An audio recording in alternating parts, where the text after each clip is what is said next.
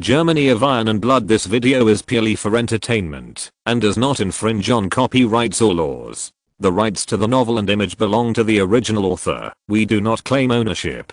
Don't like waiting and want to listen to this fanfic in full now? Subscribe to our Patreon, where you'll find the best fanfics. Chapter 651. Peace talks begin. Your Excellency, Minister of Foreign Affairs, can you stop looking at me like that? It was the idea of the British to persuade Italy to join the Allied powers. Besides, you agreed to it at the beginning, and we didn't force it. So, in this matter, no wonder we, French Foreign Minister Théophile Delcasse said. At the beginning of the meeting between Théophile Delcasse and Paul Boselli, Paul Sedley looked at Théophile Delcasse with complicated eyes, full of anger and helplessness, but more I still regret it.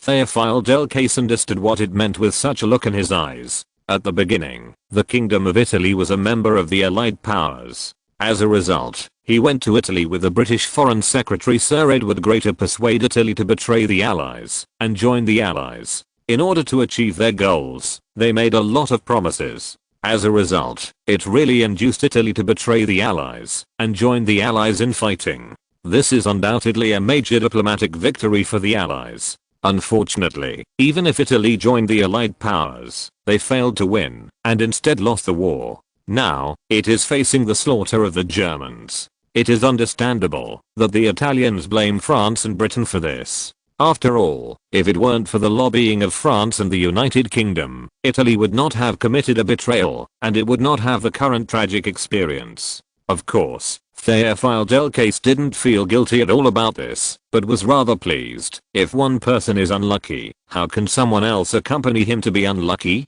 In France now, the Italians are unlucky together, and the French can feel better. Your Excellency, Minister of Foreign Affairs, if it weren't for us, the Kingdom of Italy wouldn't be where it is today. Maybe, our Italians will be added to the negotiations with France. Paul Boselli said through gritted teeth. No, Your Excellency the Foreign Minister. We can't blame us. It's because your own will is not firm. Besides, didn't we want to win the war at the beginning? It's just that no one thought that the Germans would be so tough. Otherwise, we might have won the battle. Now the French are kneeling and begging for mercy, said Théophile Delcasse. But now we are kneeling down to the Germans and begging for mercy, Paul Boselli said. Yes, now we are on our knees begging for mercy. However, the matter has come to this point, and there is no way to do it. We have no power to change this result, Théophile Delcasse said. Paul Boselli immediately looked depressed. Indeed, as Théophile Delcasse said, this is the end of the matter, and the rest is useless. Théophile Delcasse looked at Paul Boselli's expression, and his heart was full of disdain. The reason why the Allied powers were defeated was also inseparable from the Italians. The performance of the Italians on the battlefield is too bad, right? Millions of Italian troops did not even cross the Alps. Instead, they suffered heavy losses under the attack of the German and Austrian Allied forces. It can be said that they did not play much role in the war at all. Even if the Italians did not betray the Allies, the situation of the Allies would not be much worse than it is now. Okay, let's not talk about that. Your Excellency, Minister of Foreign Affairs, what do you mean today? Paul Boselli asked. Your Excellency, the experience of our two countries is the same now. We are about to face the slaughter of the Germans. I hope that we can advance and retreat together. When negotiating with the Germans, we must be tougher. In this case, it will be good for both of us. It's good. After all, the Germans' appetite may be very large this time, and even if they can pay a little less, it will be very impressive, Théophile Delcasse said. Paul Boselli nodded, and the Kingdom of Italy also did not want to pay too much in this war. Naturally, the smaller the price paid, the better. Your Excellency, Minister of Foreign Affairs, I completely agree with this point. But will the Germans give us a chance? Don't forget, the Germans now have an absolute advantage. If the Germans' attitude is also very tough, then there is nothing we can do. At that time, the Germans may be angry. Paul Boselli was a little worried that it would not be able to end at that time. Yes, it is indeed possible. If the Germans are really so tough, then we have no way to fight. However, we still have to try. After all, if it succeeds, it will be very beneficial to us," said Theophile Delcase. "Well, you can try it. I hope the attitude of the Germans will not be so tough," Paul Baselli said. "It's just that they will soon know that there is no way to realize their wishes. Germany's attitude is tougher than they imagined. Moreover, the peace talks this time were not carried out at the same time. Instead, conduct peace talks with France first, and then conduct peace talks with Italy after the peace talks with France are over. Of course, both France and Italy are very dissatisfied with such an arrangement. But, is there anything else they can do about it?" German Foreign Minister von Kidron-Wachter made it very clear that, if they think there is something wrong with Germany's arrangements, they can go back. Germany will not stop it. But the point is, going back means that this time the negotiation has broken down. Then, the German army's offensive may start again. Neither France nor Italy can resist Germany's powerful soldiers. Therefore, ending the war and keeping their own country through peaceful negotiations has become their only choice. So, even if the attitude of the Germans is very tough, the delegations of France and Italy can only accept it with gritted teeth. Anyway, they were at a disadvantage, and there was nothing the Germans could do to slaughter them. On the morning of May 24, 1915, the peace talks between Germany and France were held. The place of negotiation is at the German Foreign Office. German Foreign Minister von Kidron-Wachter was solely responsible for the negotiations. "Minister, hello." Von Kidron-Wachter had a warm smile on his face, as if he didn't consider himself a winner. However, Theophile Delcase could see a trace of pride in the other party's eyes. In this regard, Theophile Delcase had no choice. Who made them lose? Can only pretend not to see anything. Chapter 652, Sky High Compensation. Your Excellency, Minister of Foreign Affairs, this war has been going on for almost a year. During this year, a large number of people in your country and our country have died in the war, and the wealth consumed is even more immeasurable. This war, it brings only destruction. The French Republic hopes to achieve peace and does not want the war to continue. This is not only beneficial to the French Republic, but also beneficial to the German Empire. Theophile Delcase, a high-sounding opening remark. Obviously the French were unable to defeat Germany and could not sustain it any longer. If they continued to fight, they would even be threatened with extinction. But in order to save the face of the French Republic, the people were used as an excuse. Of course, this is the usual method used by these politicians. Von Kidron-Wachter, watching Theophile Delcase's performance, did not reveal it. The French are tough enough now, why bother tearing them down? Anyway, Germany will not be soft at all in this peace talks. Yes, Your Excellency. The German Empire does not want the war to continue. That's why we agreed to conduct peace talks with France, Wachter said. Theophile Delcase seems to be very satisfied that the two countries can reach a consensus in this regard. This is undoubtedly a good start for this negotiation, Your Excellency. I think this time we will be able to reach a consensus soon, Theophile Delcase said. Vachite nodded, and then continued, Your Excellency, I have to tell you that, because the time is urgent now, we only have 3 days for this negotiation. Within 3 days, if we have not been able to, if there is an agreement, then I'm afraid I will have to announce that the negotiations have broken down. Theophile Delcase was stunned for a moment. He couldn't understand why Wahid's attitude changed all of a sudden. How could such a negotiation be finished in 3 days? If the differences between the two sides were a little bigger, it might not be finished in 3 months. He couldn't figure out why there was such a change in Wachter's attitude. Your Excellency, 3 days is too short, isn't it? Theophile Delcase said. It's not short. If we can reach a consensus, it doesn't take 3 days at all, and 1 day is enough, Wahid said. Theophile Delcase suddenly had a bad feeling in his heart. He felt that the attitude of the Germans this time might be very tough. Therefore, he felt a sense of powerlessness in his heart, but there was no way to solve it. Okay, Your Excellency Minister, then let's not waste time, let's start, Wahid urged. Theophile Delcase nodded. Your Excellency, in view of the fact that in this war, the German Empire paid an extremely heavy price, the cause of this war was initiated by the Allied powers. Therefore, the German Empire believes that the French Republic has to do something to the German Empire. compensation, Wahid said. Theophile Delcas opened his mouth, wanting to refute the Germans' behavior of shifting the responsibility for causing the war to their own country, but in the end they didn't say anything. He knew that the Germans were going to ask for war reparations. This was a common practice, and even if he refuted it, it would be useless. After France was defeated in the last Franco-Prussian War, didn't the Germans also claim 5 billion francs in war reparations? I just don't know how big the appetite of the Germans will be this time, Your Excellency. France also suffered extremely heavy losses in this war. More than half of our country has been burned into scorched earth. Therefore, if Germany demands too much compensation, we may not be able to pay. Theophile Delcas began to cry poor. In terms of war reparations, since it is unavoidable, of course it is a little bit less to pay. Wachter ignored Theophile Delcas's cry of poverty and directly offered the price. The German Empire believes that it is more appropriate for France to compensate us with a total of 100 billion marks. What? 1,100 billion marks? How is this possible?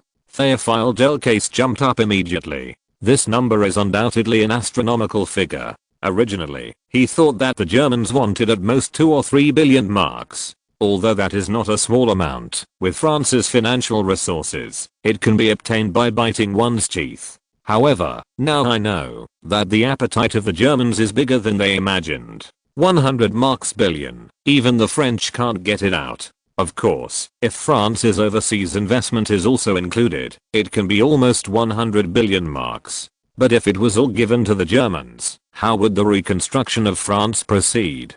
Don't forget, France is almost a piece of scorched earth now. Reconstruction also requires a large sum of money. Your Excellency, 100 billion marks is not much. The casualties of the German army on the French battlefield and the war materials consumed are also very large. In addition, we do not think that France cannot produce 100 billion marks. According to we have received reliable news that France's overseas investment is as high as more than 100 billion francs. Therefore, this war reparation is not a big deal. Wahid's attitude is firm. Your Excellency, is your country trying to take away our last franc? If France compensates Germany so much for war reparations, then France will be completely finished. We also lost a lot during the war. A lot of people are in urgent need of medical treatment. A lot of ruins need to be cleaned up. The people can't even fill their stomachs. All these need money. Theophile Delcas said. However, Wahid was not moved at all. What does the life and death of the French have to do with Germany? What's more, the more France's strength is weakened, the better it will be for Germany. The two sides are old enemies. Even in this war, France was defeated. Germany can slaughter them wantonly. However, the French will certainly not be reconciled. They will definitely wait for the chance of revenge. Therefore, in this negotiation, Germany must weaken France as much as possible, so that France will completely lose the opportunity to retaliate against Germany. Only in this way can Germany be truly safe. Your Excellency, France can pay Germany 20 billion marks in war reparations, which already shows a sincerity. Theophile Delcas said. Chapter 653, Harsh Conditions. Minister, 20 billion marks is not enough to compensate for the empire's losses. 100 billion marks is the condition of the empire. Von Kidron-Wachter shook his head again and again. This is a good opportunity to blackmail the French. How can it be easily let go? If I let it go, I'm afraid I won't have such an opportunity again in the future. The emperor's request was to squeeze out as much oil as possible from the French.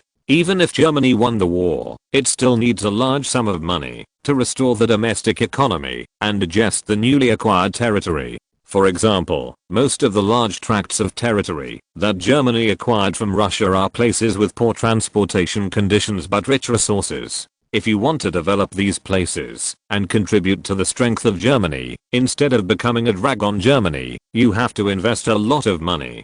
Germany can't get the money, so it can only find a way from war reparations. It is precisely because of this that Germany will try its best to squeeze these defeated countries and get as much war reparations from them. Your Excellency, the war indemnity your country received from Russia is only 20 billion marks in total, right? Why does France have to pay 5 times as much in war indemnity than Russia? Theophile Delcas said. I can answer this question for you. First, the damage and loss caused by Russia to the empire is far less than that of France. Second, Russia is much poorer than France. Third, although Russia's compensation to the empire not much, but compensation was given from other places. For example, territory. Russia ceded a large area of territory to the empire. If France wants to exchange territory for reparations like Russia, I have no problem with this, Wahid said with a smile. Théophile Delcasse stopped talking immediately.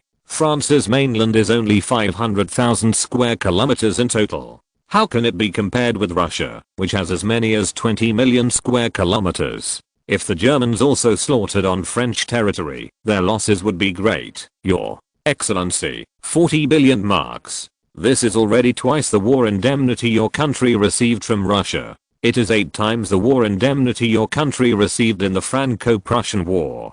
Théophile Delcasse bit his teeth said. 4 billion marks. Not enough. How about it? 60 billion marks. The empire has reduced by 4 billion marks at one time, which already shows the sincerity of the empire. Wahid said. 60 billion marks. This is still too high. The French Republic will not be able to pay so much compensation anyway. Théophile Delcasse said. The Germans have begun to make concessions, which is undoubtedly good news for them. He hoped that he could lower the price a little bit again. The two sides have been haggling for a long time on the price of 60 billion and 40 billion. In the end, the amount of compensation was set at 55 billion marks, which was 5 billion marks higher than Qin Tian's bottom line.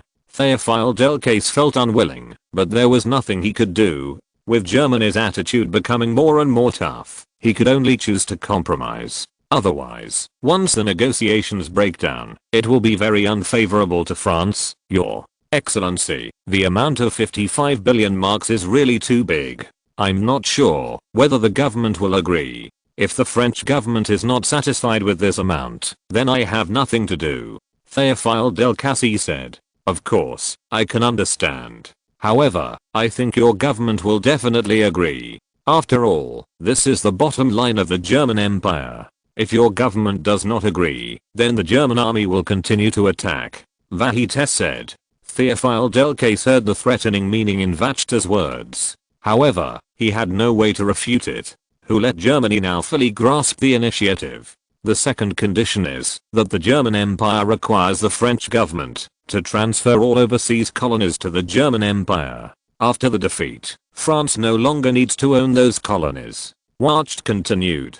Germany has long coveted the colonies of France. Although, the colonies owned by France may not be as rich as those owned by Britain. But if you look at it in terms of area, it is no less than the UK. Compared with Germany, which has only a few small barren colonies, these colonies are already very good.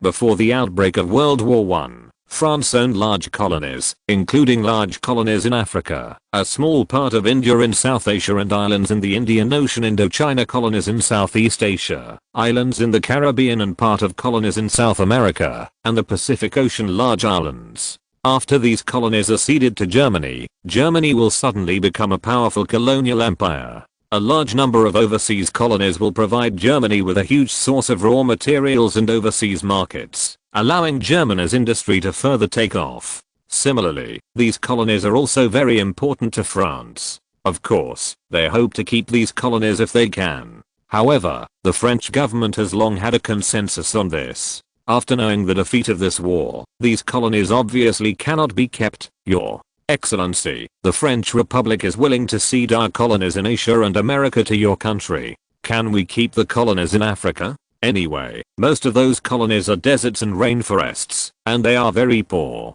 Even if Germany owns those colonies are useless. Théophile Delcasse said. Wacht shook his head. The empire's request is that France transfer all its colonies to the empire. There is no room for bargaining on this point. Those colonies in Africa seem to be poor, but Emperor Qin Tian attached great importance to it. For example, the colonies in North Africa and West Africa are rich in oil resources. It may not be mined now, but these resources will be very important to Germany in the future. Okay, Your Excellency. Since the German Empire must have those colonies, in order to show our sincerity, we agree to transfer those colonies to Germany. Théophile Delcasse said. Warshite nodded, very satisfied with the French's knowledge. The third condition is that the French government must cede all the territory north of the Loire River and Corsica to the German Empire. There is no room for bargaining on this one. Watchter once again proposed a condition. If you're listening to this novel on a channel other than Fanfic World, it means they downloaded and uploaded it without effort. We cordially invite you to visit our channel, Mundo Fanfic Novelos. There you'll find the original version of this story and you can explore many other novels of various genres. We're waiting for you to immerse yourself in a world of incredible novels. Chapter 654, Never Agree. Theophile Delcas looked at von Kidron Wachter with a terrified expression. In addition to being terrified, there was disbelief in his eyes. He never imagined that the Germans would propose such conditions. The previous two conditions, whether it is the war reparations of 55 billion marks or the transfer of all overseas colonies, are already harsh enough. However, compared to the Germans' demand that France ceded to them the territory north of the Loire and Corsica, it is nothing compared to the Germans. The territory of France is not very large. If the territory north of the Loire River is ceded, it is tantamount to losing half of the territory. What's more, the territory of northern and central France can be regarded as the most industrially developed place. If those territories are lost, France will be completely over and will become a weak industrial country from a world-class industrial power. France like this can no longer be regarded as a world-class power, but can only be regarded as a small third-rate country. At that time, France can only rely on the breath of the Germans to survive, let alone seek revenge from the Germans. After losing the most prosperous and developed North Central, France has no capital to seek revenge from the Germans. Theophile Delcas now understands that from the very beginning, Germany never thought of giving France a light hand.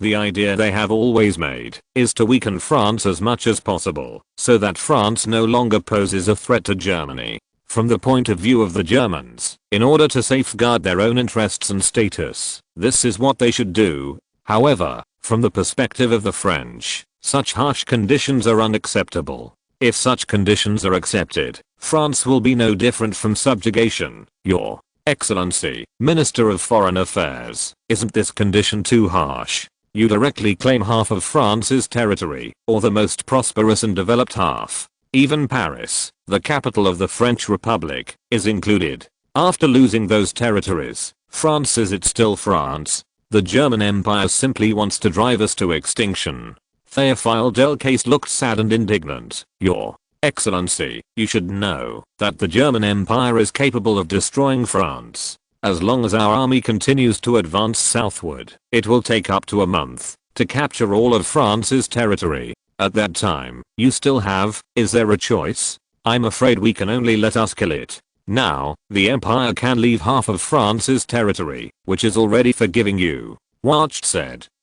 Your Excellency, you are doing this to extort more war reparations from the French Republic and to ensure that those colonies can be transferred to you smoothly. If the French government goes into exile and continues to resist, you will not get it 1 franc of war reparations. Overseas colonies will not be so easy to get. Theophile Delcas said. Vachite nodded. Indeed, we have considerations in this regard. However, if France is willing to accept our conditions and would rather go into exile overseas, then we have no other choice but to dispatch troops to occupy the entire territory of France. As for those war reparations, although we can't get them, it doesn't matter. We can collect wealth wantonly in France. I believe that the wealth we will get will exceed 55 billion marks by then. As for those overseas, we can also send troops to capture the colonies. The German Empire has the most powerful army and navy in the world, and I believe that it will not be a problem to take all those colonies if it takes a little time.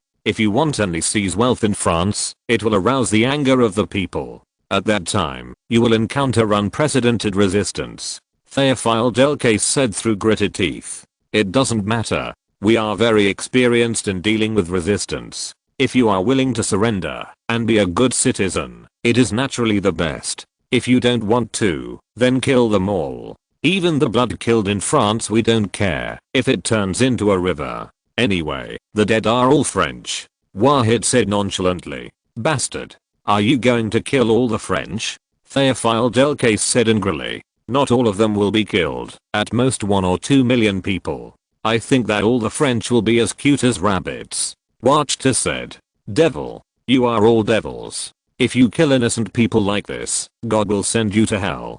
Théophile Delcasse was very angry. What is the difference between the way the Germans do it and the devil? Okay, Your Excellency, it's useless not to mention these things. Will your country agree to the third condition of the empire? Watchter asked. No, never. The French Republic will never agree to such a condition. What is the difference between that and subjugation? In that case, the French Republic would rather fight to the end.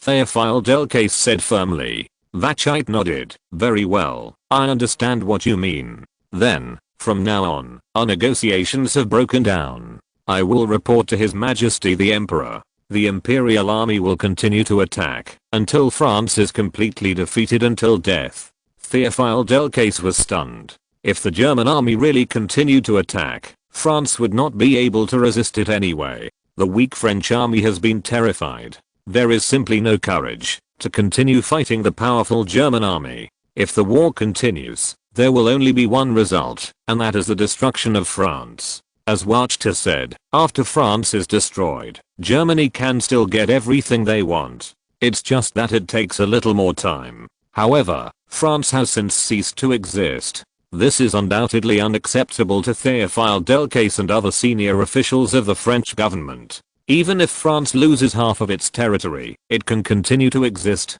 In that case, it seems to be better than being destroyed. Your Excellency, Minister of Foreign Affairs, I have no right to agree to your country's conditions. I will report to the country. However, I think the possibility of the French government agreeing is very small.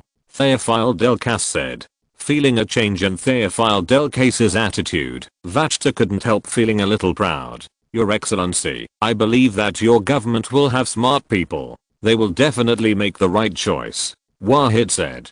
Chapter 655. Compromise or perish. The fourth condition is that the military power of France must be restricted. The total strength of the army cannot exceed 100,000, and it must not be equipped with artillery with a caliber of more than 100 mm, tanks and armored vehicles, etc. The navy must not build ships with a displacement greater than 5,000-ton. Warships are not allowed to have submarines, aircraft carriers, and aircraft. The number of police and other Chinese troops must not exceed 100,000. Your Excellency, we are doing this for the peace of the whole of Europe. I hope the French government can understand. Von Kidron Watchter once again put forward a condition. As a defeated country, it is very necessary to limit France's military power. In this case, France's threat to Germany will be minimized. France, with only 100,000 troops, will no longer pose any threat to Germany. The French army, without heavy weapons and tanks, could easily be defeated by Germany. Although, this condition is relatively harsh. However, Théophile Delcasse surprisingly didn't respond. Perhaps, now he is completely numb. From the very beginning, the conditions put forward by the Germans have been harsher and harsher, and it is clear that France will be slaughtered wantonly as a defeated country. Of course, the current France is indeed a defeated country. The Germans want to slaughter them like this, and they have nothing to do. Your Excellency, is Germany deliberately trying to weaken France's military power because it is afraid that France will take revenge? Afraid that we will defeat Germany in the future? Théophile Delcasse asked. Vachite nodded. Indeed, of course the Empire will worry about this. The Empire won the war, and became the hegemony of the world. All of these are hard won. Therefore, the Empire needs to make the most efforts to ensure that the position of the Empire is secure. To this end, we will use all methods available. Okay, Your Excellency. I will report to the country about this condition in Germany. This is also not something I can decide. Théophile Delcasse said. Although, Théophile Delcasse is the plenipotentiary representative of the French government and will participate in the peace talks this time. However, the conditions put forward by Germany are really too harsh. It was so harsh that he had no way to accept it on behalf of France. Therefore, after he learned of these conditions, he could only report to the country, kick the ball to the senior officials in the country, and let them make the decision. In this case, he would not have to bear the responsibility. Warchite nodded. He didn't think the French had the guts to refuse these conditions. After all, a refusal would mean the breakdown of the negotiations and the German offensive would resume. However, the French army was powerless in the face of the German attack. Your Excellency, what other conditions does your country have? Please bring them up together. Theophile Delcas said. In addition to the above 4 conditions, there is only one more condition. That is, before France fulfills the above 4 conditions, the German Empire must garrison troops in France until all the conditions are fulfilled. The number of garrison troops, temporarily it is set at 100,000 people. When France fulfills those conditions, our troops will withdraw from France. Wahid said. Theophile Delcas nodded. He knew that the Germans were afraid that the French would renege on their debts. At the same time, stationing troops in France is also a threat to France, making France dare not act rashly. After all, once the total strength of the French army is limited to 100,000, the 100,000 German troops stationed in France can undoubtedly destroy France at any time. Before fulfilling those conditions, France has nothing to do with Germany, it can only act on the face of the Germans. Your Excellency, if the French government can agree to the first 4 conditions of your country, I think the 5th condition is not a problem. If the French government cannot agree to the first 4 conditions, then the 5th condition is not necessary at all, said Theophile Delcas. Yes, Your Excellency Minister. Next, it depends on how your government chooses. War and peace, everything is decided by your government. Wahid said. Okay, Your Excellency, Minister, I will hurry up and report to the country immediately. Regardless of whether we accept these conditions proposed by Germany, we will restore Germany as soon as possible. Theophile Delcas said. This couldn't be better. I hope that the French government can agree to these conditions, then the war can stop. Peace will come to the earth. Wacht said. Theophile Delcas nodded, left without saying anything. After leaving the German Foreign Office and getting into the car, Theophile Delcas's face became ugly. He never imagined that the Germans would come up with such harsh conditions. Even before they came to Germany, they expected that Germany would not let France go easily. However, the conditions put forward by France are still far beyond their imagination. If possible, Theophile Delcas would immediately reject these conditions and leave Germany without looking back. But, unfortunately, he was not able to do so. The Germans have made it very clear that, if France does not agree to these conditions, then the German offensive will continue.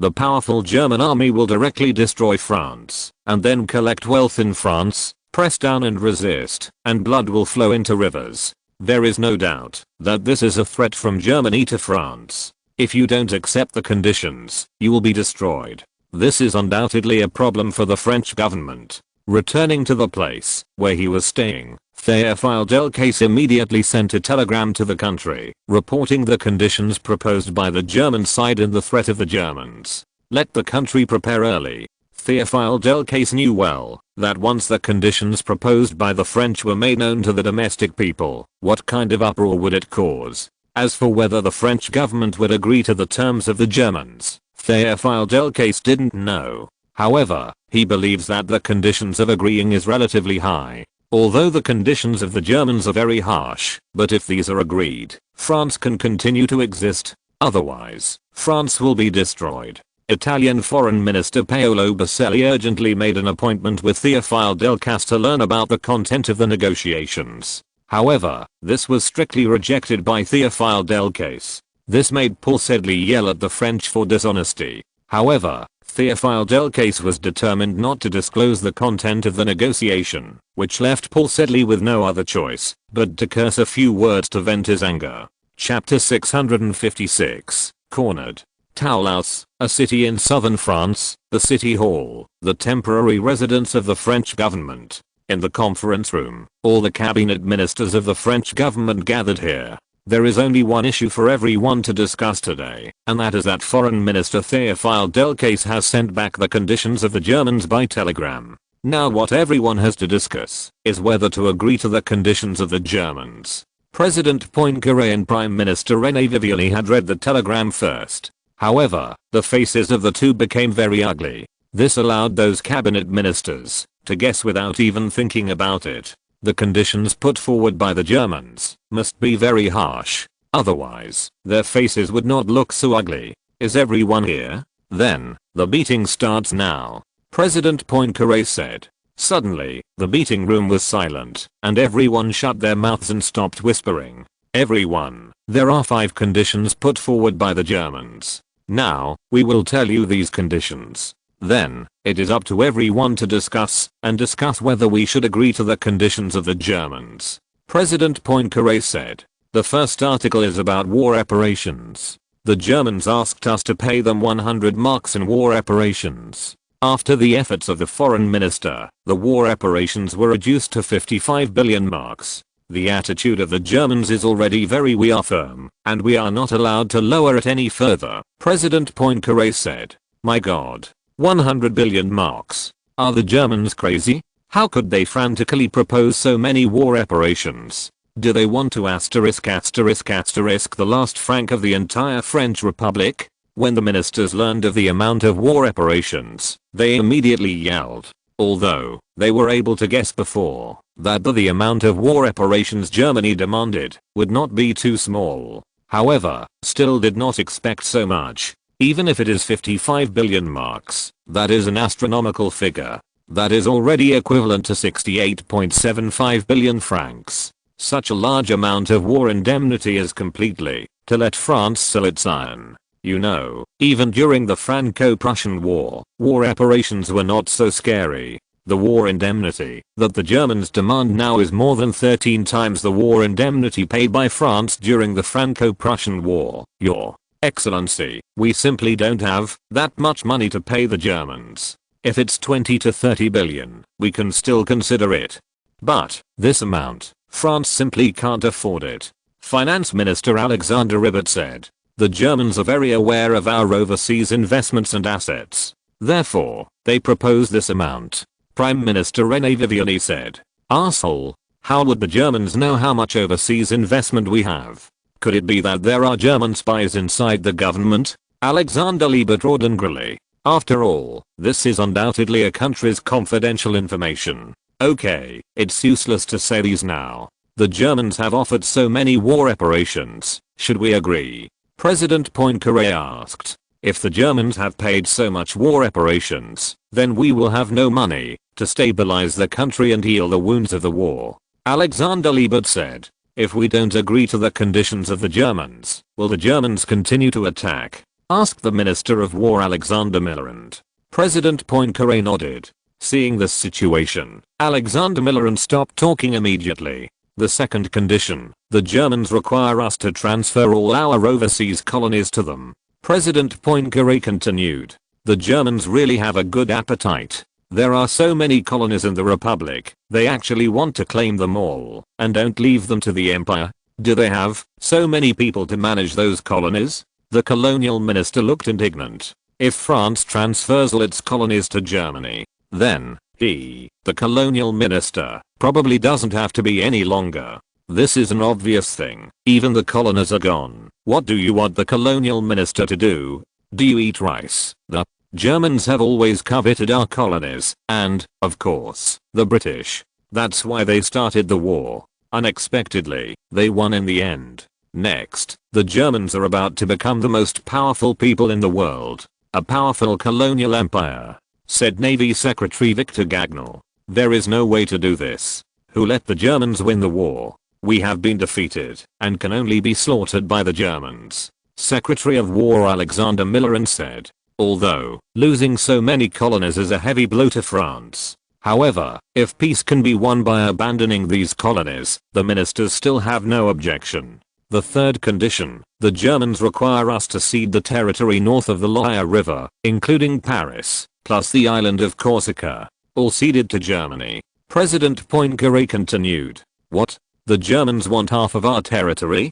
Damn it, the Germans clearly want to destroy France. Given half of their territory, or the most prosperous and developed half, is it necessary for France to survive? Fight. Fight to the end. Even if we can't beat the Germans, we can go into exile overseas. We still have so many colonies, we can organize troops in the colonies, and continue to fight against the Germans. Almost all the cabinet ministers were angry when they heard the news. They roared angrily, cursing loudly at the wolf ambitions of the Germans. The Germans are very clear on this point. If we don't agree to their terms, their army will continue to attack. Even if we go into exile in overseas colonies and continue to resist, the Germans will continue to pursue us until the all overseas colonies are occupied. In addition, in order to obtain sufficient compensation, they will wantonly seize wealth in France. If the French dare to feel emotional, they will not hesitate to carry out massacres. It is said that, if that step is really reached, German people even plan to massacre 2 or 3 million French people, to make other French people give up resistance and let them be slaughtered. Prime Minister René Viviani said. Suddenly, all the cabinet ministers shut up, and their fear could be clearly seen from everyone's faces. The Germans have already made such a decision, and they clearly want to drive France to a dead end. Chapter 657, Threat of Force. The territory north of the Loire River is undoubtedly the most elite place in France. Almost all of France's major industries are concentrated in this area. The vast areas in the south are dominated by agriculture and animal husbandry. After losing the vast territory north of the Loire River, France was completely reduced from an industrial power to a third-rate agricultural country. Such a change is undoubtedly unacceptable to the ministers. What's more, Paris was also included in the territory ceded to the Germans. Your Excellency, Prime Minister Viviani shook their heads again and again. The Germans are very deadly. Alexander Robert, the Chancellor of the Exchequer, asked. President Poincaré and René, Prime Minister Viviani shook their heads again and again. They must want the territory north of the Loire River. There is no room for bargaining. President Poincaré said. President Poincaré's words reveal a deep sense of helplessness. As the President of France, in the face of such a situation, he is powerless, which is a kind of sadness. Then, we have no other choice, either agree to the conditions of the Germans and cede half of the territory to them, or we can only resist to the end. Of course, the result of that is nothing more than being completely destroyed by Germany. Alexander Liebert continued. Is there no doubt that neither of these results is what the French government wants? They wouldn't want to pick any if they could.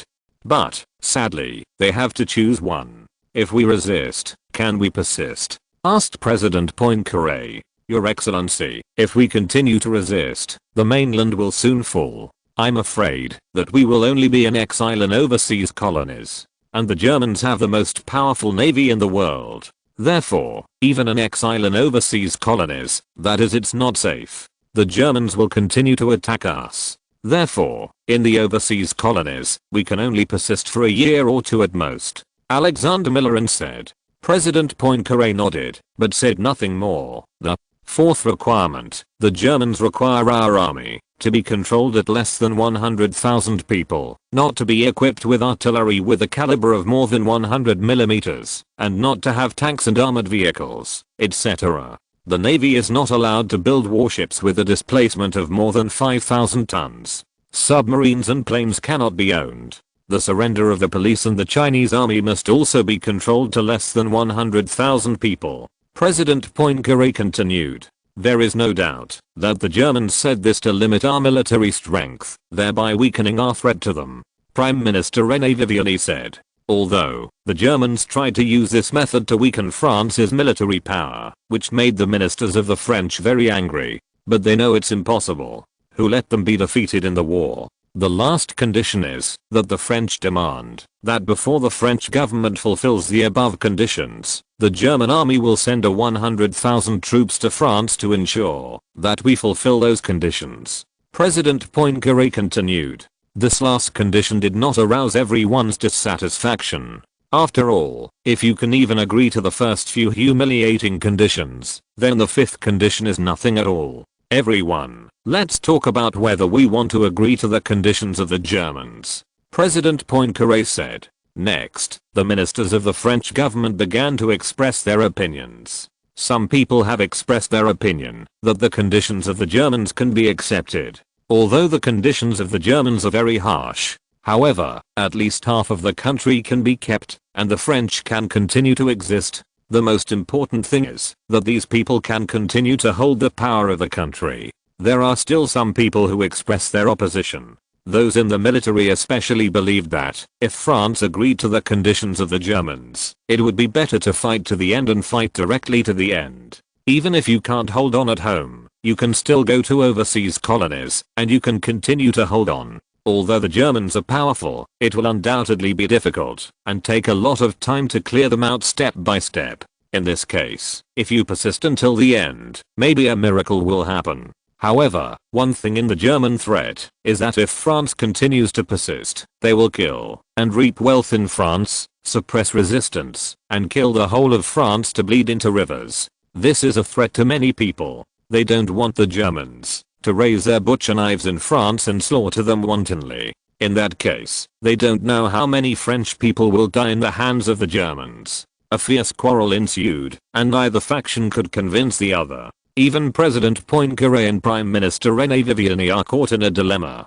Time passed little by little amidst the quarrel. The German government only gave the French government 3 days to consider. Once the 3 days have passed, the German army will continue to attack. On the morning of May 27th, the German government officially announced that the negotiations had broken down in view of the French government's delay in giving a reply. At the same time, the German army, which had stopped attacking, once again launched a massive attack on southern France. The German 2nd Army, 3rd Army, 5th Army, 6th Army and 7th Army, millions of elite troops, launched an attack with all their strength. Although, during these 3 days, the French army rushed to repair some fortifications, hoping to withstand the German attack. However, the result was counterproductive. Under the fierce attack of the German army, these fortifications of the French army were broken through after only holding on for half a day. A large number of French troops began to collapse, and countless French soldiers directly raised their hands to the German army and surrendered to the German army in order to survive. The war has reached the point where they are completely desperate, and they have no confidence to continue fighting. Under such circumstances, the French army was even more vulnerable. The German army relaunched the offensive, and it was overwhelming. The French army couldn't resist at all, which also put great pressure on the French government. They seem to have seen that, if they reject Germany's conditions, the German army will really spread across France very quickly. This is undoubtedly difficult for the French government to accept. Under the threat of force from the German army, more and more French cabinet ministers gradually changed their attitudes. After all, being in exile overseas is not as comfortable as staying in France. Even if half of the territory is lost, isn't there still half of the territory for them to continue to dominate? Chapter 658, German-French Peace Treaty. Gentlemen, our army has once again been defeated by the Germans. The nearest German army to Toulouse is even less than 100 kilometers away. Now, what should we do? Should we continue to escape? But we can still. Where did you flee to? Asked President Poincaré. The Spanish government has clearly refused us to go to Spain to form a government in exile. If we want to go to Africa to colonize, we have to cross the Mediterranean Sea first. However, according to the information we have received, the German Navy has already entered the Mediterranean Sea. That is to say, all our escape routes have been cut off. Prime Minister René Viviani also said, "God, what should we do now?" All the senior officials of the French government were almost desperate. Your Excellency, Prime Minister, it seems that we have to accept the conditions of the Germans. Otherwise, after the Germans arrive in Toulouse, they will definitely arrest us and kill us all, the colonial minister said. A trace of fear flashed in the eyes of the other senior officials. They also worried that after the German army attacked Toulouse, they would attack them. After all, the Germans now have no reason to speak. As a result, more and more senior cabinet officials expressed their support for agreeing to the conditions of the Germans. After all, nothing could be more beneficial to them than this. President Poincaré and Prime Minister René Viviani saw this situation and expressed their willingness to accept everyone's opinions. So an urgent telegram was sent to Berlin. The French government demanded that the foreign minister, Théophile Delcasse, acting as plenipotentiary, accept immediately on behalf of the German government the German terms for an end to the war. At this moment, Théophile Delcasse, who is far away in Berlin, has been waiting for domestic news. When the 3 days were up and there was no news, his heart couldn't help but sink. although the conditions put forward by the Germans are very harsh. However, for France, it is undoubtedly much better than being destroyed by the Germans. Although losing half of its territory, France can continue to exist. If it is destroyed, then everything is over. Therefore, Théophile Delcasse still hopes that the French government can agree to the terms of the Germans. As for the others, I will slowly figure out a way later. Your Excellency, an urgent telegram from China. The secretary rushed in hastily. Théophile Delcasse immediately took the telegram and read it. When he saw that the country had agreed to accept the conditions of the Germans, he finally breathed a sigh of relief. Prepare the car immediately, I'm going to the German Foreign Office. Théophile Delcasse ordered. A few minutes later, Théophile Delcasse got into the car and went straight to the German Foreign Office, begging to see the German Foreign Minister von Wachter. When Wachter saw Théophile Delcasse, a smile could not help but appear on his face. Théophile Delcasse was ashamed. He even wanted to turn around and leave if he could. Now, however, the Germans are continuing their offensive. If his departure caused the negotiations to continue to break down and an agreement could not be reached for a long time, the German attack would continue. At that time, France will soon be destroyed. Your Excellency, I think your government should be able to give us a satisfactory answer now. Wahid asked. Your Excellency, we have already lost this war. Therefore, we admit defeat. We accept all the conditions proposed by your country. Théophile Delcasse said. Well, if that's the case, it would be great. I'll have someone draw up the treaty immediately, and the treaty will take effect immediately after signing it. Vashite nodded. So, when can your country's army stop attacking? Théophile Delcasse asked. After the treaty is signed, I will report to His Majesty the Emperor immediately. He will order the army to stop the attack. Wahid said. Théophile Delcasse breathed a sigh of relief. In less than half an hour, the staff of the German Foreign Ministry drew up a peace treaty.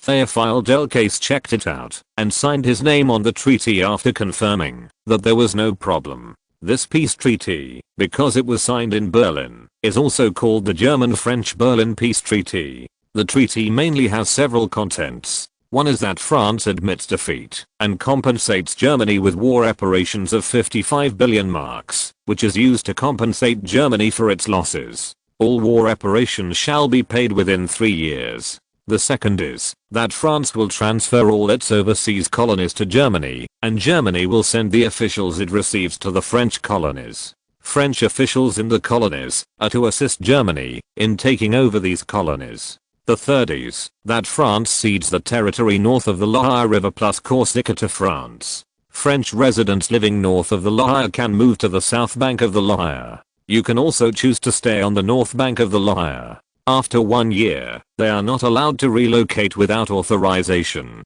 Fourth, in order to ensure peace, the total strength of the French army will be controlled at less than 100,000, and it will not be equipped with cannons larger than 100 mm, tanks or armored vehicles. The French Navy is prohibited from building warships with a displacement greater than 5,000 tons, and from building and possessing submarines, aircraft carriers and aircraft. All weapons and equipment exceeding the limit will be handed over to Germany. If it is discovered by Germany that France has retained prohibited weapons, that is, France has violated the peace treaty, Germany has the right to hold France accountable. At the same time, the number of police and security forces in France must not exceed 100,000. Fifth, before the completion of the first 4 treaties, the German army will station 100,000 troops in France, and the German army will withdraw after France fulfills the treaty. The last item is that after the treaty takes effect, the two countries will stop the war and return to a state of peace. The Germans stopped their offensive and gradually withdrew from southern France. The French army began to downsize the army, controlling the size of the army to 100,000 people. French Foreign Minister Théophile Delcasse and German Foreign Minister von Wachter signed their names on the peace treaty respectively. This represented the official end of the war between Germany and France. Through the peace treaty, Germany extorted a lot from France. Huge war reparations will heal Germany's war wounds. The vast colonies will provide Germany with sufficient sources of raw materials and markets. The territory of northern France will bring Germany's industrial strength to a higher level. At the same time, the number one eliminated the French threat to Germany. France, on the other hand, has been reduced from a world-class power to a third-rate small country. Chapter 659. Crown Prince's Jealousy. Your Majesty, the French really can't stand the scare. As soon as the Imperial Army launched an attack, they immediately gave up and accepted all the conditions proposed by the Empire. This is the original peace treaty, and Théophile Delcasse is already on it. It has been signed. The treaty has come into effect from now on. German Foreign Minister von Kidron-Wachter smiled. Very good, very good. The French finally surrendered. The war on the European continent can come to an end. Qin Tian nodded in satisfaction. Your Majesty, according to the agreement, the French will pay the war indemnity of 55 billion marks to the Empire in 3 years. The 15 billion marks in the first year will be handed over within 3 months after the signing of the treaty. Empire. Your Majesty, please let me know how to use this money. Bernhard von Bülow, Prime Minister of the Empire, said. The senior officials of the Imperial Cabinet have long been staring at the money. Qin Tian thought for a while, and then said, these money should be used to pay the debts owed during the war first. In addition, we have to make preparations for the next landing operation on the British mainland. The rest should be used to carry out infrastructure construction. The Empire acquired a large area of territory in Eastern Europe, and more railways and roads need to be built to ensure the Empire's control over these areas. Russia ceded millions of square kilometers of territory to Germany. Plus half of Belarus and the whole of Ukraine is controlled by Germany. This caused Germany's control area to suddenly increase by millions of square kilometers. However, most of those places are rich in resources, but backward in development. Especially the transportation facilities are very backward. If Germany wants to develop these places, it must strengthen infrastructure construction. In addition, although those places are nominally ruled by Germany, but there are not many places that Germany can really control. In particular, the vast countryside is still under the control of the local people. Partisans against German rule were even more numerous. Next, Germany has to mobilize troops to wipe out those guerrillas. And good transportation facilities are also an important guarantee for the German army to wipe out the guerrillas. Yes, Your Majesty. Prime Minister Bülow nodded. Our negotiations with the French are over, so let's start our negotiations with the Italians. Qin Tian said. Yes, Your Majesty. The Austro-Hungarian delegation also arrived in Berlin yesterday afternoon. If Your Majesty has time, please meet the Austro-Hungarian delegation. Foreign Minister Wachter said. Qin Tian thought for a while, and then nodded. Have a banquet in the palace tonight, to entertain the delegation of the Austro-Hungarian Empire. No matter what, the Empire and the Austro-Hungarian Empire are still allies. However, I heard that people from the Austro-Hungarian Empire recently, some are uneasy. Yes, Your Majesty. The Empire has gained a lot of benefits in the negotiations with Russia and France. However, the Austro-Hungarian Empire has not been able to get much from it. Especially in the negotiations with France, we did not let Austria-Hungary. They are especially displeased that the Empire has meddled. Wahid said. HMPH. They didn't do anything in the battle against France. Could it be that we still have to share some benefits with them? That would be ridiculous. Minister of War and Chief of the General Staff Feng Pfaffer Marshal Erkenhain said. The imperial military was very dissatisfied with the performance of the Austro-Hungarian Empire in this war. Of course, the army of the Austro-Hungarian Empire held back certain enemies for the Empire. However, their performance on the battlefield was too bad.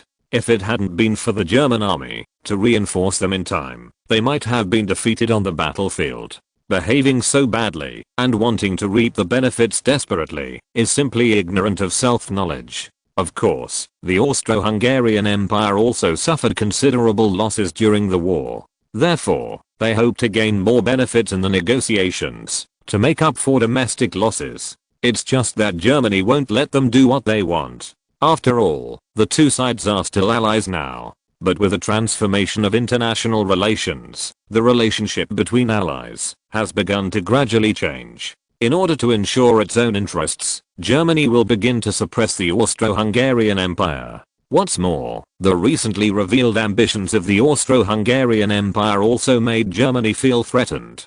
At the same time, the Austro-Hungarian embassy in Germany, Crown Prince Carol, was angry. Originally, Germany prepared a hotel for the delegation of the Austro-Hungarian Empire. However, Crown Prince Carol rejected Germany's kindness and insisted on living in the embassy. In this regard, the German side did not say anything, as they wanted. After Crown Prince Carol entered the embassy, he immediately began to inquire about the content of the treaty signed between Germany and France. Although the negotiation process between Germany and France is confidential, the content of the treaty is not. Anyone with a little knowledge can know the content of the treaty. Anyway, the treaty has been signed, and that is a done deal. No one can change it, Your Highness. According to the information we have heard, the French have to pay Germany 55 billion marks in war reparations, and at the same time, have to transfer all overseas colonies to Germany. In addition, the territory north of the Loire River in mainland France, it must be ceded to the Germans. The Germans also restricted the military power of France, requiring the French army to have no more than 100,000 troops, no heavy artillery and tanks, no large warships, submarines, and aircraft carriers for the navy, and no aircraft. The number of police and security forces cannot exceed 100,000 people, etc., reported the Austro-Hungarian ambassador to France, Eugen Brugg. At this time, Crown Prince Carol's eyes were already red. He was completely intrigued by the benefits Germany was gaining from France. Although, he had long thought that the Germans would definitely make a fortune from the French. But I didn't expect that I would get so much money. Among other things, the war reparations of 55 billion marks alone made him salivate. If the Austro-Hungarian Empire had so much war reparations, then their domestic crisis would be well resolved. In addition, France's vast overseas colonies also filled him with longing. The Austro-Hungarian Empire had no colonies, so Crown Prince Carol was very eager for the Austro-Hungarian Empire to have vast colonies that could be exploited and oppressed like other countries. Crown Prince Carol was even more surprised that half of the territory of mainland France was ceded to Germany. You know, that's the most elite half of France's territory. It has developed industries, abundant resources and a large population. Germany has swallowed such a large piece of territory, and it is not known how much its strength will increase. Crown Prince Carol's heart is already filled with jealousy. Chapter 660. Question the Emperor. God. Are those French stupid? They agreed to such harsh demands from the Germans. Don't they know that, if they agreed to these demands, they would be no different from subjugation? Lost all the colonies, and then lost half of the territory. At the same time, it is burdened with heavy war indemnities, and France will be completely reduced to a third-rate small country. Crown Prince Carol looked like he hated iron and steel, as if he was sorry that France would agree to Germany's request. Your Highness, there is no way for the French not to agree to the Germans' request. If they don't agree, the German army will continue to attack. The French are no longer able to resist the German attack on the battlefield. Once they refuse the Germans, if the request leads to the breakdown of the negotiations, then they will be wiped out by the Germans soon, said Ambassador Eugen Brugg. That's right, Your Highness. If that's the case, then it's understandable. After all, France can linger on after agreeing to the terms of the Germans. If Germany declines one day, they still have a day to recover their land. But if the Germans perish, the consequences will be even more serious, said Baron Leopold von Berchtold, Minister of Foreign Affairs of the Austro-Hungarian Empire. However, the damned Germans actually signed a peace treaty with the French behind our backs. Among the benefits handed over by the French, there should be a share of the Austro-Hungarian Empire. But now, the Germans are all alone. Yes, they are too greedy and shameless. The original covenant stipulated that no country can make peace with the enemy alone. Now, the Germans have broken their promise, Crown Prince Carol said through gritted teeth. After learning that Germany had actually obtained so many benefits from France, he suddenly became unbalanced. Although, the Austro-Hungarian Empire did not exert any strength in the battle against France. However, Crown Prince Carol still stubbornly believed that among those spoils of war, there should be a share of the Austro-Hungarian Empire. Germany's separate peace talks with France apart from the Austro-Hungarian Empire is a betrayal of the Austro-Hungarian Empire. Baron Berchtold was a little worried when he heard what Crown Prince Carol said. If you follow Crown Prince Carol's point of view, this will definitely greatly affect the relationship between the Austro-Hungarian Empire and Germany. Now Germany is too powerful. Even if the Austro-Hungarian Empire was twice as powerful, it is estimated that it would not be Germany's opponent. Of course, Germany was a bit ugly in its negotiations with the Allied powers. But who made the Austro-Hungarian Empire too weak to fight back against Germany's suppression? Your Highness, Your Majesty has told you not to offend the Germans, but to repair the relationship with the Germans as much as possible. That way, it will be in the best interest of the Empire. Baron Berchtold reminded. I know what to do. I have my own measure. However, the interests of the cannot be damaged. Crown Prince Carol said stubbornly. Baron Berchtold saw this, so he had no choice Empire, but to say nothing more. After Crown Prince Carol went to rest, Baron Berchtold exchanged views with Ambassador Jugenbrugger on the matter. Your Excellency the Baron, I'm worried that His Highness the Crown Prince will offend the Germans. I'm in Berlin, and have learned more about the situation. The German political and military circles now look down on the Empire, thinking that the Empire did not contribute much in the war. On the contrary, it has dragged down Germany. It is precisely because of this that Germans are increasingly despising the Empire. If the Empire wants to obtain more benefits in the negotiations, it may be very difficult, Jugenbrugger said with some concern. I know. However, His Highness the Crown Prince is too paranoid. I hope he will be able to measure himself this time. Baron Berchtold sighed. He also believes that Crown Prince Carol is not the most suitable candidate for the Crown Prince, but who caused the Crown Prince of the Austro-Hungarian Empire to have problems one after another. Is there really no more suitable candidate? The Crown Prince of the Austro-Hungarian Empire seemed to be cursed and had problems one after another. The first Crown Prince was the son of Franz Joseph I. As a result, he committed suicide. The later Crown Prince was the nephew of Franz Joseph I, who was assassinated again. The current Crown Prince is considered to be the grandnephew of Franz Joseph I, but character and ability, it seems that there is not enough to be the important task of the Crown Prince. However, now they have no extra time to reselect an heir. The health of Franz Joseph I is no longer allowed. That night, German Emperor Qin Tian held a banquet in the palace to welcome the Austro-Hungarian delegation from afar. At the banquet, Qin Tian talked about the friendship between Germany and the Austro-Hungarian Empire, and hoped that the alliance between the two countries could be maintained forever. The banquet can be described as a feast for the host and guests, and the communication between the two parties was very pleasant. However, after 3 rounds of wine and 5 dishes, Crown Prince Carol proposed to visit the garden of the palace. Crown Prince Carol's request made Qin Tian a little surprised, but he still agreed to his request with a smile. And, personally accompanied. Qin Tian has also dealt with Crown Prince Carol before, so he knows that this person has a paranoid personality. The so-called visit to the palace garden is just an excuse. In fact, there must be something to talk to him about. Qin Tian also wants to know what Crown Prince Carol wants to do. Only after knowing the requirements of the other party can we come up with a solution. Your Majesty, congratulations on your country's victory in the war. Although the war is not over yet, I believe that there is no doubt about your country's final victory. Crown Prince Carol said. Yes, I think so too. However, Germany and the Austro-Hungarian Empire are allies, and both are countries established by the Germans. The victory of the German Empire is also the victory of the Austro-Hungarian Empire. Qin Tian said. It would be great if His Majesty could think this way. However, what the German Empire has done recently did not take into account the interests of the Austro-Hungarian Empire, which made the Austro-Hungarian Empire very chilling. Crown Prince Carol continued. Your Highness, what happened? Qin Tian began to play dumb. I heard that your country has completed the negotiations with France and signed a peace treaty. However, the original covenant stipulated that no country should negotiate peace with the enemy alone. Crown Prince Carol stared closely at Qin Tian.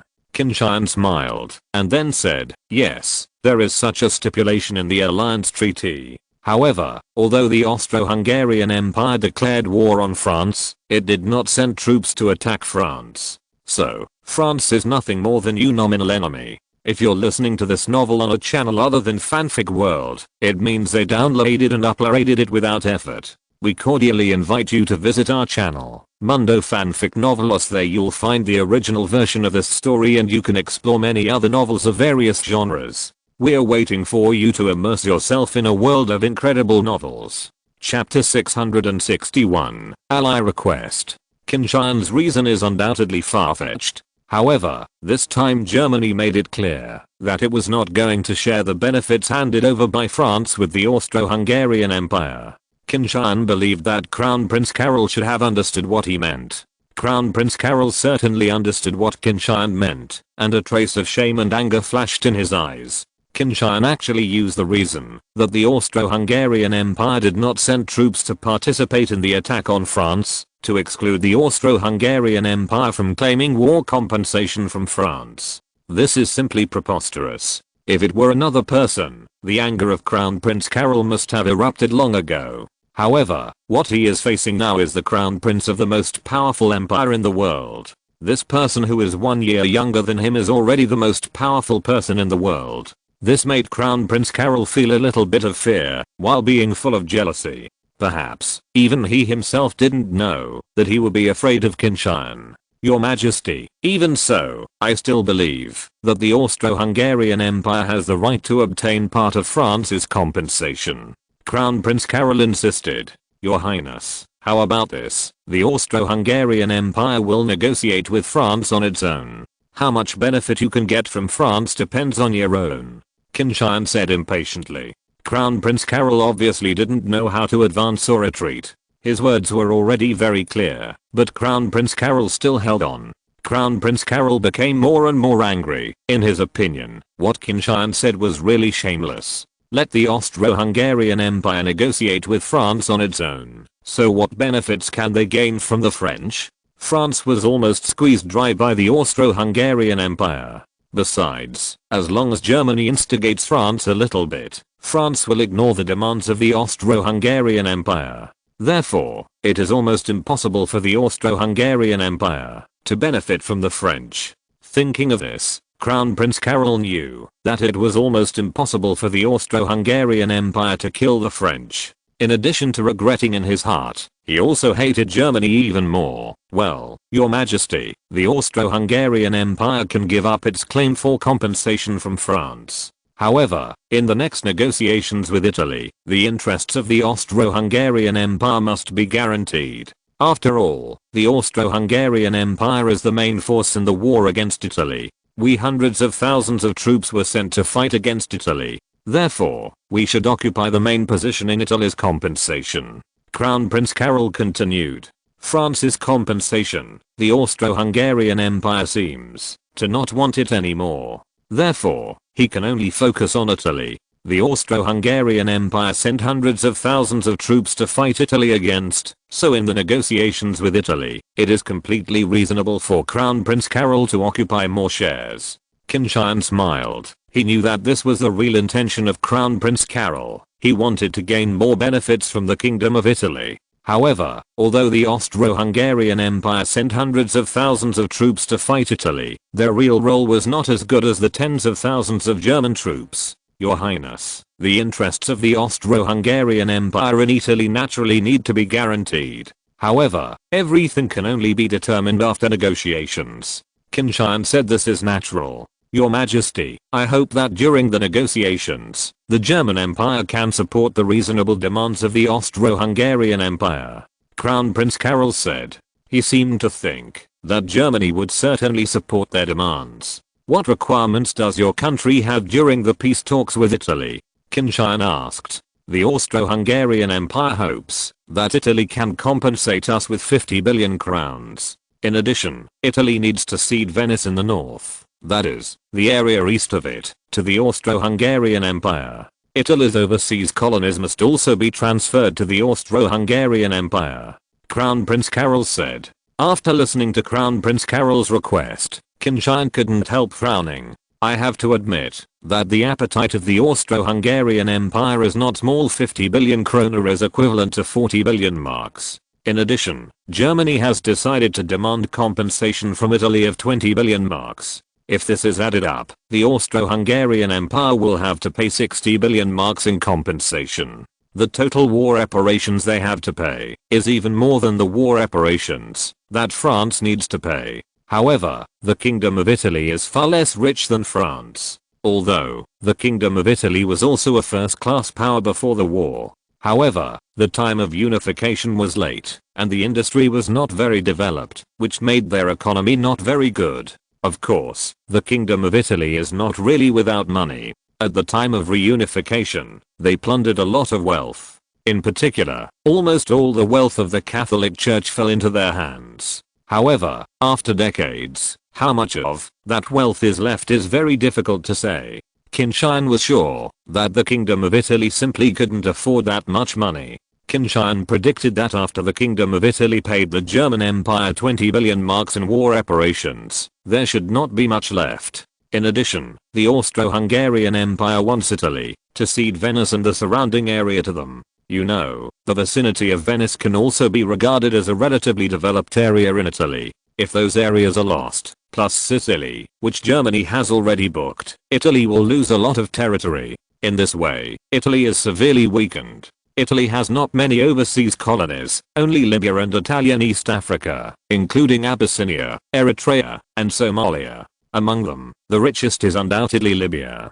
Qin Tian's Deutsche Energy Company has produced oil there. Qin Tian also knew that Libya had the most oil among African countries. Therefore, Qin Tian had already made up his mind that the colony of Libya would be taken over by Germany. After all, Germany's demand for oil is also increasing day by day. Although the Middle East is richer in oil, it is farther away than Libya. Qin Tian will not let go of the oil in the Middle East, and Qin Tian will not let go of the oil in Libya. Now, Crown Prince Carol actually wants to accept all the overseas colonies of the Kingdom of Italy. Such an appetite is too great. In any case, Qin Tian would not agree. At most, Italian East Africa will be handed over to the Austro-Hungarian Empire, and Libya will never be handed over to them. His Royal Highness, the conditions of the Austro-Hungarian Empire are undoubtedly harsh. I think the Kingdom of Italy will definitely not agree to these conditions. Qin Tian said. If they don't agree, then we will send troops to Italy and destroy them completely. Crown Prince Carol said firmly. Chapter 662, Eternal Interest. Crown Prince Carol is determined to bite off a piece of fat from Italy. The huge war reparations and other benefits that Germany received from the French have already made his eyes red like a hungry wolf. It was precisely because of this that he directly stated the requirements of the Austro-Hungarian Empire in front of Qin Tian. Crown Prince Carol hopes that Germany can support the Austro-Hungarian Empire. In his view, this is fundamentally the legitimate interests of the Austro-Hungarian Empire. As an ally of the Austro-Hungarian Empire, Germany supported the Austro-Hungarian Empire for granted. It's just that Crown Prince Carol doesn't seem to think that the demands of the Austro-Hungarian Empire are too much. In particular, many of their requirements even overlap with those of Germany. Under such circumstances, would Germany still support Austria-Hungary? That is obviously impossible. His Royal Highness, it is impossible to give the colony of Libya to the Austro-Hungarian Empire. Germany also needs that colony. What's more, before the war started, the German Empire made a huge investment there. Qin Tian said, Your Majesty, Germany has acquired a vast colony from France, so can't it give Libya to the Austro-Hungarian Empire? Crown Prince Carol seemed a little disappointed and angry. Qin Tian shook his head. I'm sorry, Your Royal Highness, Italian East Africa can be given to the Austro-Hungarian Empire, but Libya belongs to the Empire. Qin Tian's attitude was also very firm, and this attitude of not giving in an inch made Crown Prince Carol very angry. Damn. The Germans rely on their own strength, and don't care about the interests of their allies? They are simply too shameless. Without the support of the Austro-Hungarian Empire, how could they have won this war? Crown Prince Carol thought in his heart roared. Crown Prince Carol was certainly dissatisfied, but from Qin Tian's standpoint, the role played by the Austro-Hungarian Empire in this war was really too small, but they dared to ask for so many benefits with the cheek. Take it seriously. The meeting between Qin Tian and Crown Prince Carol ended up breaking up unhappy. The request made by Crown Prince Carol did not receive the support of Germany, which made Crown Prince Carol think that the Germans had betrayed them. For Germany, it is full of anger. When Crown Prince Carol returned to the banquet hall, he directly asked the Austro-Hungarian delegation to return to the embassy. Baron Berchtold and Ambassador Jugenbrugge looked at each other, because it is undoubtedly very rude. But Crown Prince Carol ignored him and left. Baron Berchtold and Ambassador Jugenbrugge had to say goodbye to the German officials, then left the palace and returned to the embassy. Your Majesty, are you and Crown Prince Carol very unhappy? Prime Minister Bernhard von Gillow asked. Yes. Qin Tian nodded. The Austro-Hungarian Empire is too greedy. They want Italy to compensate them with 40 billion marks, and at the same time, cede to them the territory of Venice and the East. They also want to take over all of Italy's overseas colonies. Qin Tian continued. The Austro-Hungarian Empire is indeed too greedy. Italy is not as rich as France. Even the empire only asked for 20 billion marks in war reparations. They actually want 40 billion marks. It seems that the empire is in France the ruthless knife on the person stimulated them. Prime Minister Bernhard von Gillow said. In addition, they also want all of Italy's overseas colonies. Isn't this going to include Libya, which is valued by the empire? This has already caused damage to the interests of the empire. I really don't know who gave them such courage. Foreign Minister von Kidron-Wachter also said, yes, it seems that there will be many problems in the negotiations with Italy this time. Qin Tian said helplessly, Your Majesty, the Austro-Hungarian Empire did not recognize its own strength. That's why they dared to make so many demands. However, after this negotiation, the relationship between us and the Austro-Hungarian Empire will definitely be affected. It has a great impact. Although it will not lead to the breakdown of the alliance, the rift is inevitable. Prime Minister Billow said. There is no way around this. When facing a powerful enemy, we can still face it together. However, when the powerful enemy is defeated and the benefits are distributed, such problems will inevitably arise. Fortunately, this war it's almost over, and our final victory is already a certainty. Whether there is support from the Austro-Hungarian Empire is not important to the empire. Qin Tian said. Prime Minister Billow and Foreign Minister Wachter nodded again and again. The current German Empire indeed no longer needs the support of the Austro-Hungarian Empire as before. Germany's own strong strength is enough to settle everything. Your Majesty, what should we do in this negotiation? Wasit asked. He is also fully responsible for the negotiations with Italy this time.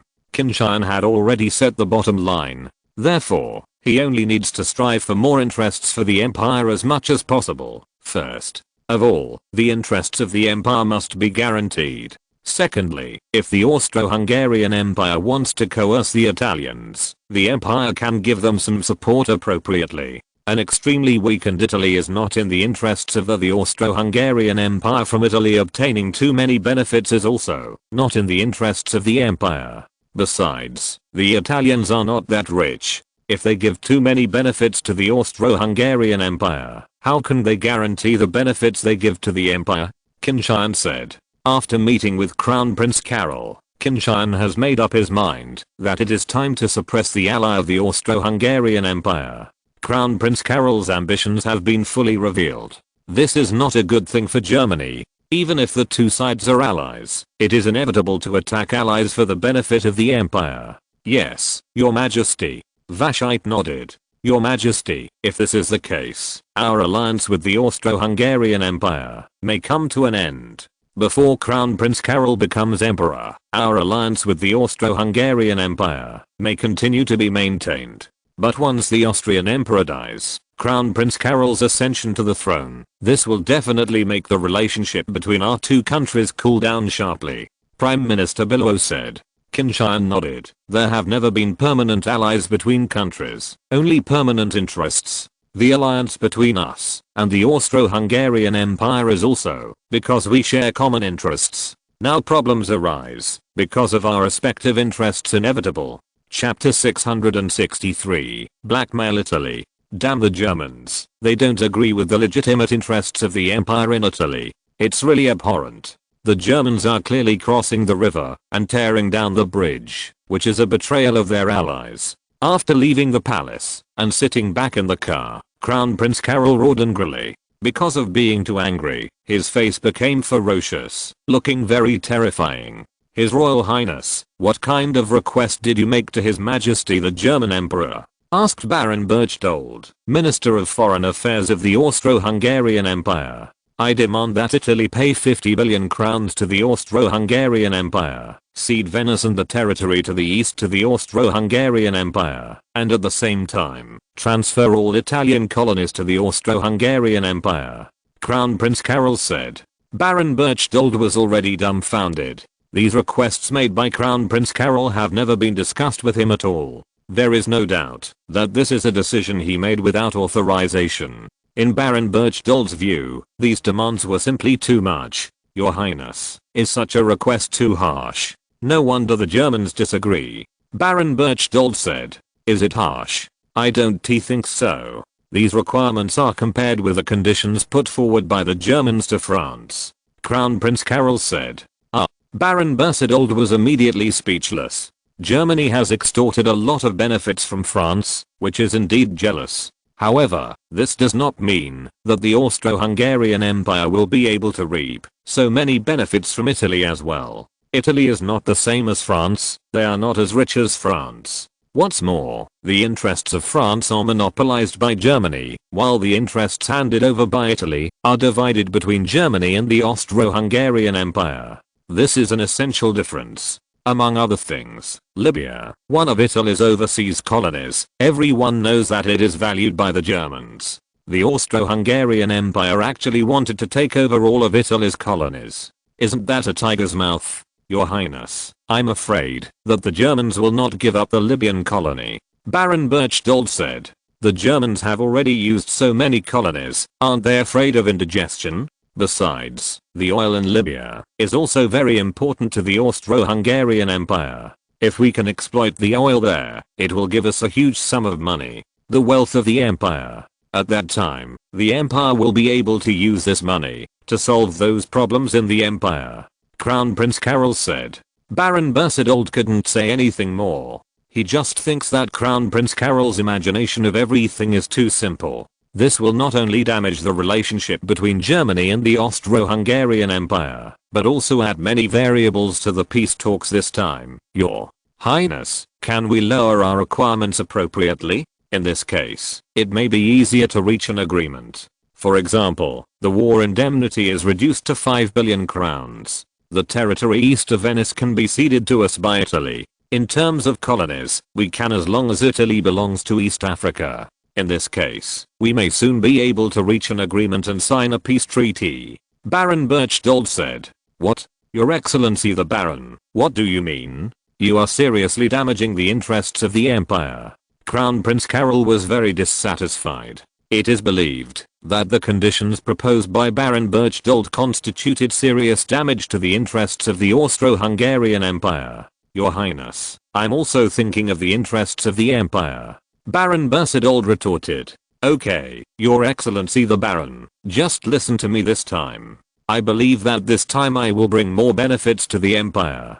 Crown Prince Carol said nonchalantly. Baron Berchtold had no choice but to say no more. Demisha, he believes that Crown Prince Carol's actions will definitely have a negative impact on the interests of the Austro-Hungarian Empire. But unfortunately, Crown Prince Carol couldn't listen to him at all. The next day, it was the peace negotiations between Germany, Austria-Hungary and Italy. Negotiations were still conducted in the conference room of the German Reich Foreign Office. A big round table, 3 parties sitting around the round table. On the German side, Foreign Minister Vachta was in charge of negotiations, and on the Austrian side, Crown Prince Carol and Foreign Minister Berchtold. The Kingdom of Italy is Foreign Minister Paul Basili, His Royal Highness, Minister of Foreign Affairs. The Kingdom of Italy has deeply realized our mistakes. We should not listen to the slander of the British and French, be seduced by them, and betray our alliance.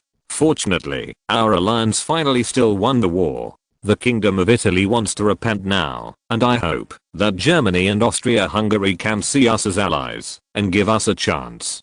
Paul Baselli put his attitude very low. How harsh are the terms of the peace treaty signed between Germany and France? Paul Baselli knew this. Italian King Vittorio Emanuele III and Prime Minister Antonio Sarandra asked Paul Baselli to find a way to avoid when this happens. Try to keep as many interests as possible for the Kingdom of Italy. This put a lot of pressure on Paul Baselli. If possible, he even wanted to kneel down and beg Germany and the Austro-Hungarian Empire to forgive them.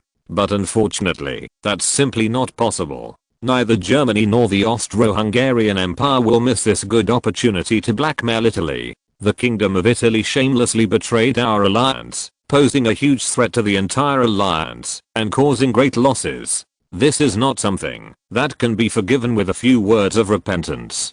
Crown Prince Carol said with a stern expression on his face. Yes, His Royal Highness is right. The Kingdom of Italy must pay the price for your actions. German Foreign Minister Wachter also said, His Royal Highness, Minister of Foreign Affairs, the Kingdom of Italy is willing to compensate Germany and the Austro-Hungarian Empire for what we have done. However, the Kingdom of Italy is not rich, so I hope that Germany and the Austro-Hungarian Empire will be merciful. If the conditions are too harsh, if we can't be satisfied. In that case, it will be very detrimental to us. Paul Baselli said. If Italy cannot meet our requirements, then our army will crush Rome. I think, under such circumstances, Italy will definitely be able to meet our requirements.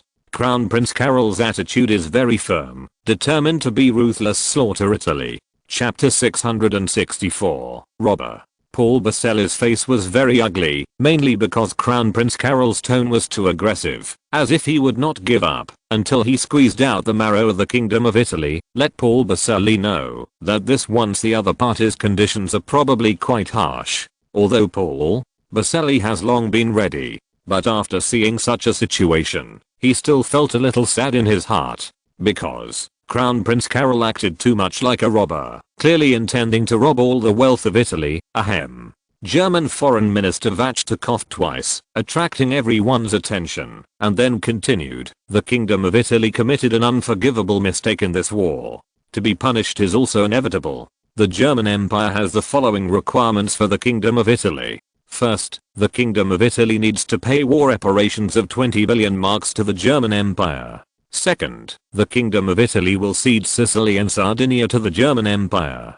Third, the Kingdom of Italy will transfer the colony of Libya to the German Empire. Fourth, the military strength of Italy must be restricted. The army must not exceed 100,000 people, and it cannot have tanks and cannons with a caliber of more than 100 millimeters. The navy is not allowed to build 5 warships over 1,000 tons, cannot have submarines, aircraft carriers, or aircraft. Fifth, before Italy fulfills those conditions, the German Empire will station troops in Italy, tentatively set at 50,000 people. Wachter revealed the conditions of Germany. Except for one more, Sardinia, the rest of the conditions are almost the bottom line of the German Empire. These conditions, the German Empire does not intend to give the Kingdom of Italy room to bargain, and will not back down.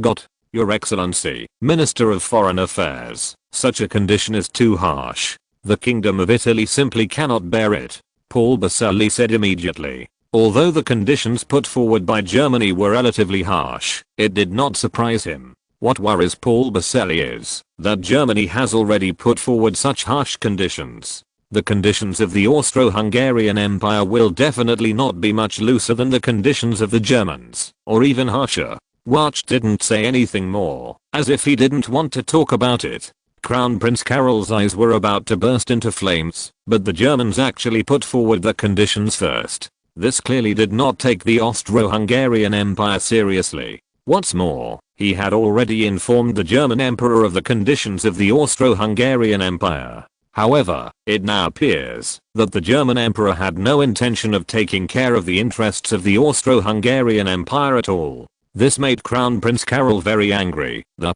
Austro-Hungarian Empire hopes that the Kingdom of Italy can make the following compensations to the Austro-Hungarian Empire. First, the Kingdom of Italy must pay the Austro-Hungarian Empire 50 billion crowns of war reparations. Second, the Kingdom of Italy must make Venice and the territory of Edinburgh ceded to the Austro-Hungarian Empire.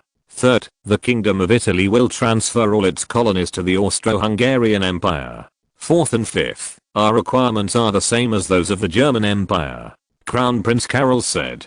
Paul Boselli was dumbfounded, and it did not surprise him.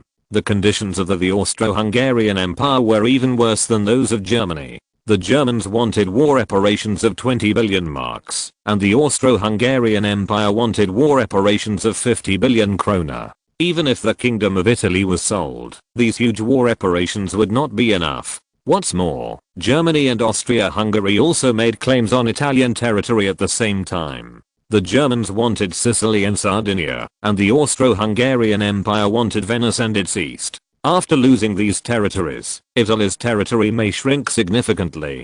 In addition, overseas colonies have been lost, and at the same time, military strength has been restricted. It can be said that, if the Kingdom of Italy wants to make a comeback in the future, it is almost impossible. His Royal Highness, such a condition is too harsh for Italy to agree to. Paul Boselli said. If Italy does not agree, then the Austro-Hungarian army will attack Italy, crush Rome, and destroy Italy. Such a price is not something you can bear. Crown Prince Carol threatened. If Italy must pay such a heavy price, then Italy would rather go to war. Even if it is finally destroyed, there is no way. These conditions have long been beyond the range that the Kingdom of Italy can bear. Paul Boselli said. HMPH. Your Excellency, Minister of Foreign Affairs, are you sure you want to reject the goodwill of the Austro-Hungarian Empire? Your actions are very likely to bring disaster to the Kingdom of Italy. Crown Prince Carol threatened. If the Kingdom of Italy accepts those conditions, it will be no different from subjugation. Rather than this, it would be better to fight to the end. Paul Boselli refused to budge. Suddenly, the negotiations reached a deadlock. Crown Prince Carol was furious. He was irritated by Paul Boselli. However, he has nothing to do with the other party. If the Kingdom of Italy would rather fight to the end than accept their conditions, then even if the Austro-Hungarian Empire sends troops to attack the Kingdom of Italy, I'm afraid it will not gain much benefit. Although the military strength of the Kingdom of Italy is not strong. But if under the pressure of subjugation, only God knows how strong their fighting power will be. More than 40 years ago, when the Kingdom of Italy was unified, their combat effectiveness was also very strong. It may not be difficult for the Austro-Hungarian Empire to defeat Italy, but it is not so difficult to destroy Italy. Even if Italy can be destroyed, they will definitely pay a considerable price themselves. In this case, it may not be worth the candle. No, if you really want to destroy Italy, it will be too difficult and the price you will pay is too great. Even if you really want to continue to attack Italy, you have to bring in the Germans. Otherwise, it will be bad for the empire. Very unfavorable. Crown Prince Carol thought secretly. He is not a fool, and he knows very well that the combat effectiveness of the Austro-Hungarian army is far inferior to that of the German army. The battle would have been much easier with the help of the German army. Your Excellency, the Kingdom of Italy refuses to accept punishment. This is a provocation to the Austro-Hungarian Empire and the German Empire. We must take the necessary measures.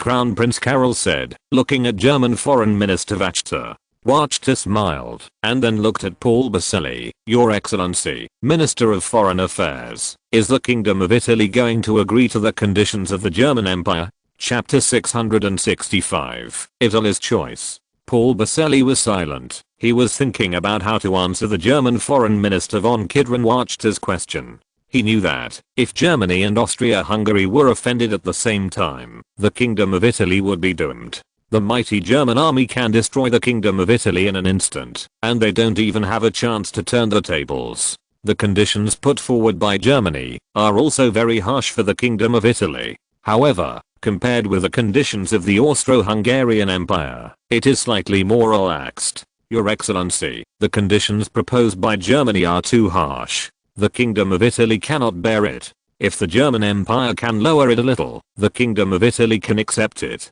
Paul Boselli said. Wachter shook his head. Unfortunately, this is already the bottom line of the empire, and there may not be any reduction.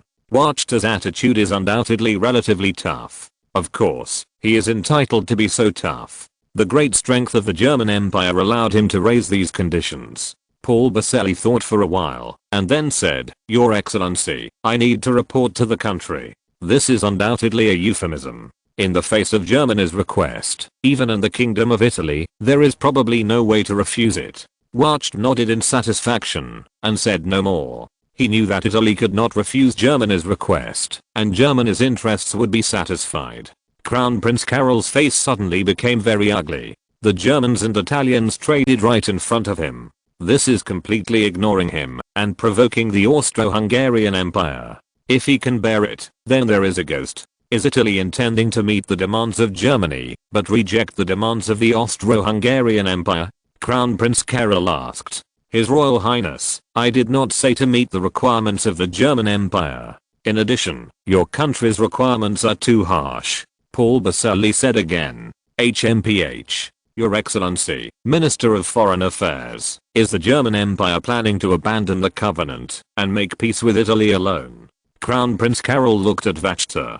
His Royal Highness, I just raised the request of the German Empire. Whether the Kingdom of Italy agrees or not is their business. If you and the Kingdom of Italy are unable to reach an agreement, because of the harsh conditions proposed by your country, which will lead to a stalemate in the peace talks, it is impossible for the German Empire to accompany you all the time, right? Wachter said. This time the peace talks broke up unhappy, and no agreement was reached. The harsh conditions of the Austro-Hungarian Empire were unacceptable to the Kingdom of Italy, although the conditions of the German Empire are also very harsh. But in the absence of a solution, the Italians obviously would rather accept the demands of the German Empire than the demands of the Austro-Hungarian Empire. After the peace talks, Paul Baselli immediately contacted Rome and reported the demands of Germany and Austria-Hungary to the country. The problem was immediately thrown to King Vittorio Emanuele III and Prime Minister Antonio Salandra.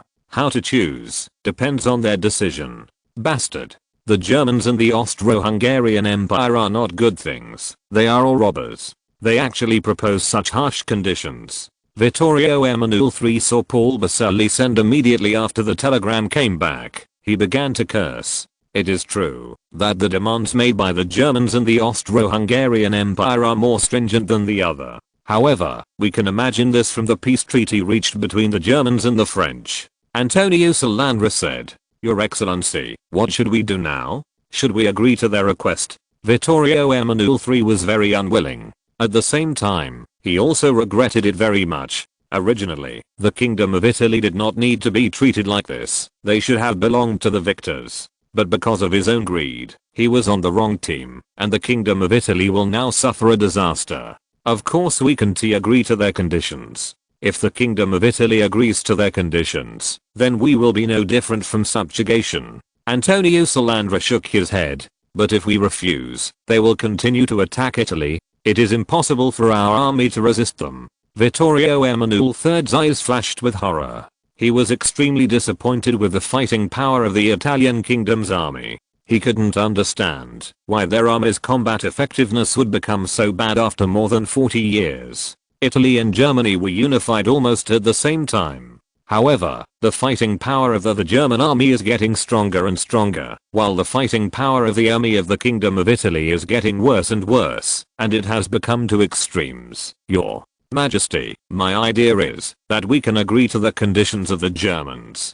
But the conditions of the Austro-Hungarian Empire, we have to think carefully. The Germans are too powerful. They almost defeated the Allied powers. If we refuse the conditions of the Germans, they can easily destroy us. Therefore, we cannot refuse the conditions of the Germans. We can only agree. What's more, although the conditions of the Germans are harsh, they are much better than those of the Austro-Hungarian Empire, said Antonio Salandra. Vittorio Emanuele III nodded. Although he was a little bit pained, he also knew that there was no way to do it. If Germany is rejected, then the demise of Italy may be unavoidable. Your Majesty, from the telegram sent back by the Minister of Foreign Affairs, we can clearly see that there is a big difference in the attitude of the Germans and the Austro-Hungarian Empire towards us. The German Empire seems not very satisfied with the Austro-Hungarian Empire's proposal. Those conditions. For us, this may be an opportunity. Antonio Salandra said. For example, in our colonies, the Germans only Libya wanted. but the Austro-Hungarian Empire asked us to hand over all the colonies to them. In this case, don't the demands of the two countries overlap?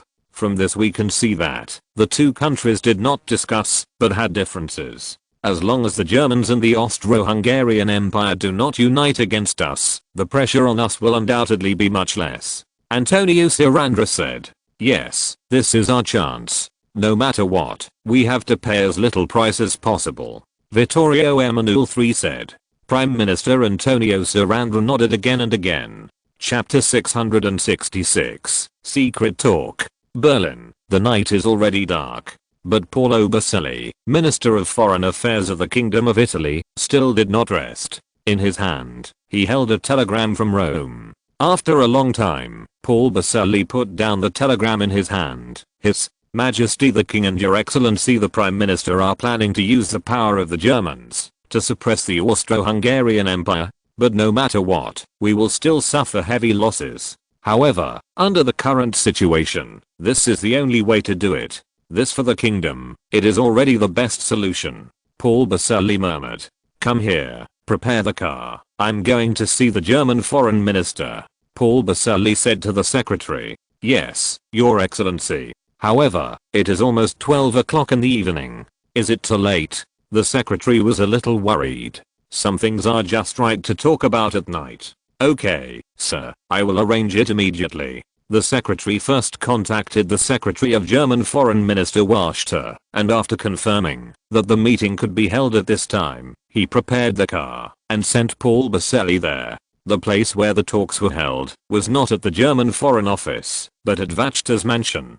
It is relatively more hidden and confidential here. Your Excellency, I'm really sorry to bother you at such a late hour. Paul Baselli apologized after seeing Wachter. Your Excellency, please don't say that. I know you must have something important to see me at such a late hour. Wachter said. Wachter could almost guess the reason why Paul Baselli wanted to see him. The peace talks during the day put a lot of pressure on the Italians. So, now is the time for the Italians to seek a breakthrough.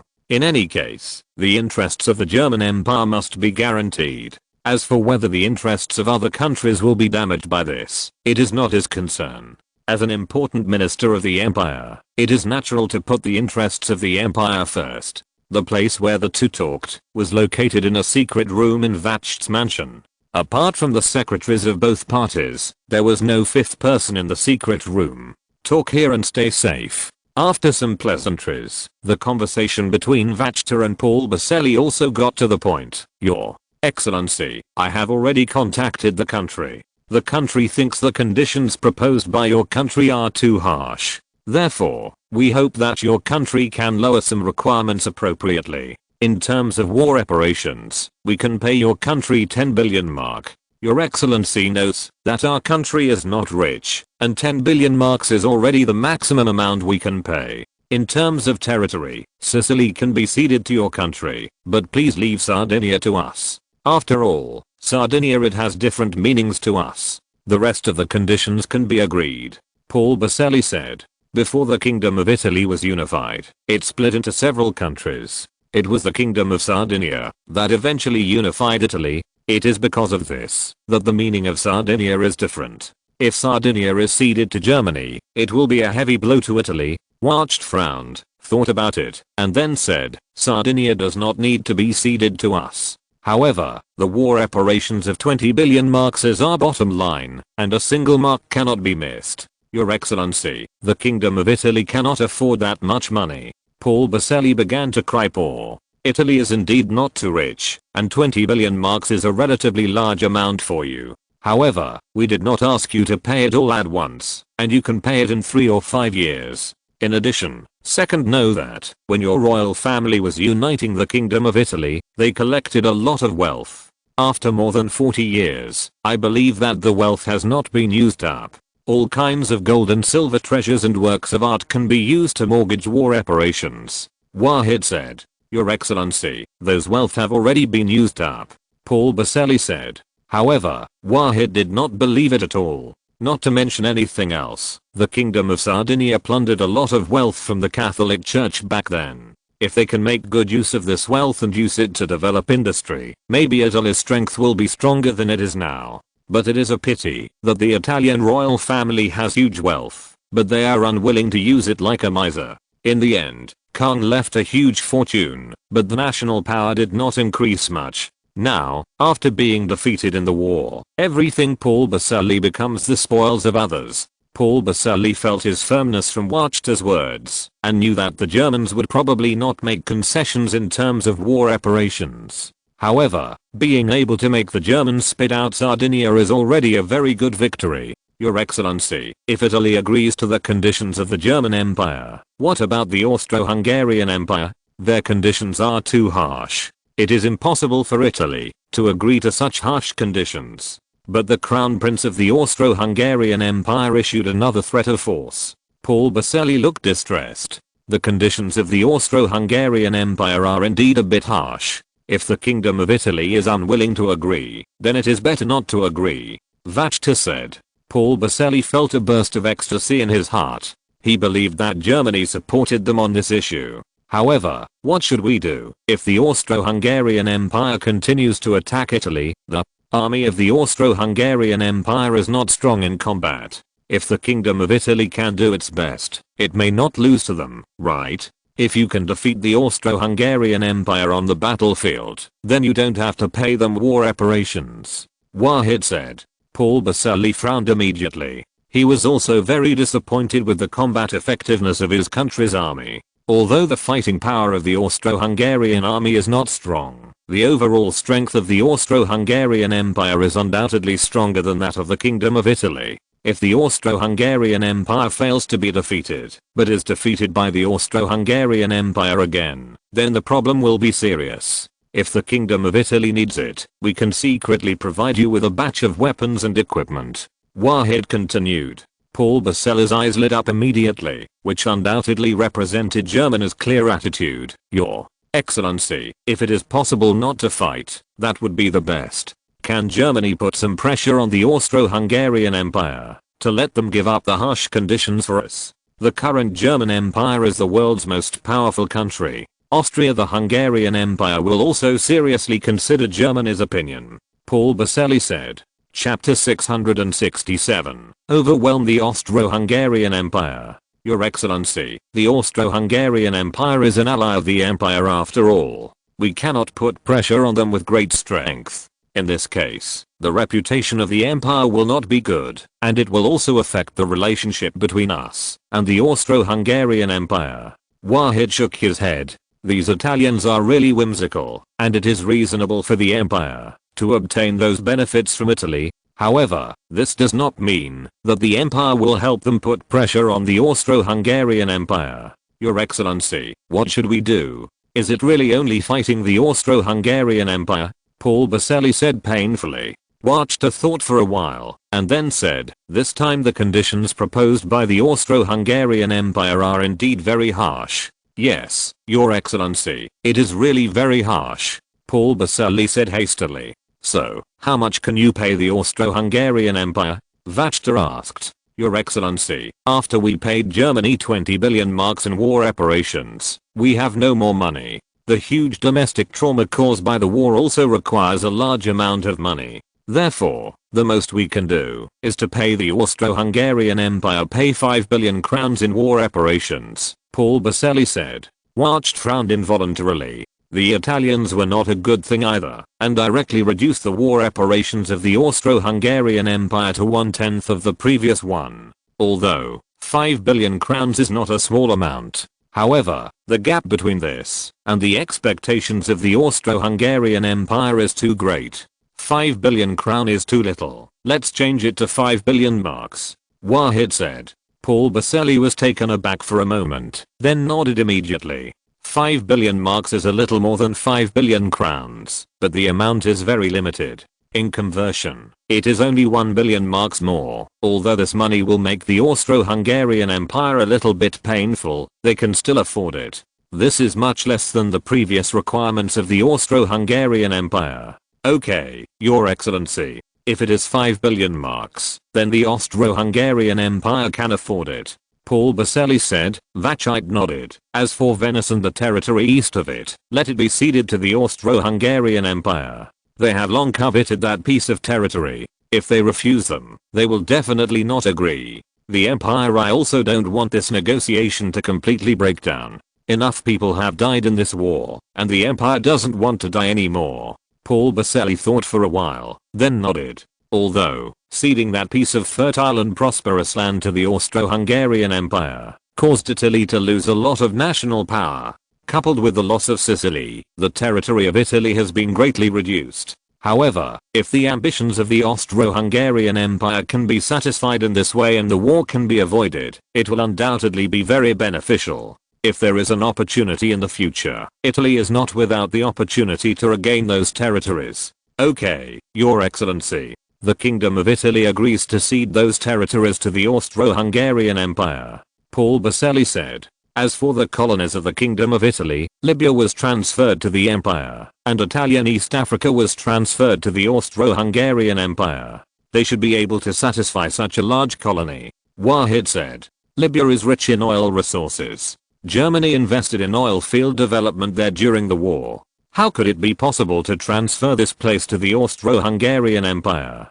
Being able to transfer Italian East Africa to them is already a good compensation for them. Okay, Your Excellency. The Kingdom of Italy has no objection to this. Paul Baselli agreed very simply. The Italians have also known for a long time that, after losing this battle, their overseas colonies cannot be kept. Even the mainland has lost a lot of territory, let alone overseas colonies. Of course, the Italians were more fortunate that the wars were all fought in the Alps, so they did not cause much damage to their homeland. Once the war is over, they will soon be able to recover from the war, Your Excellency. Then our compensation to the Austro-Hungarian Empire mainly consists of these points. First, Italy compensates the Austro-Hungarian Empire with a war indemnity of 5 billion marks. Second, cede Venice and the area east of it to the Austro-Hungarian Empire. Third, the Italian East African colonies are transferred to the Austro-Hungarian Empire. Articles 4 and 5 are the same as the agreement we reached with Germany.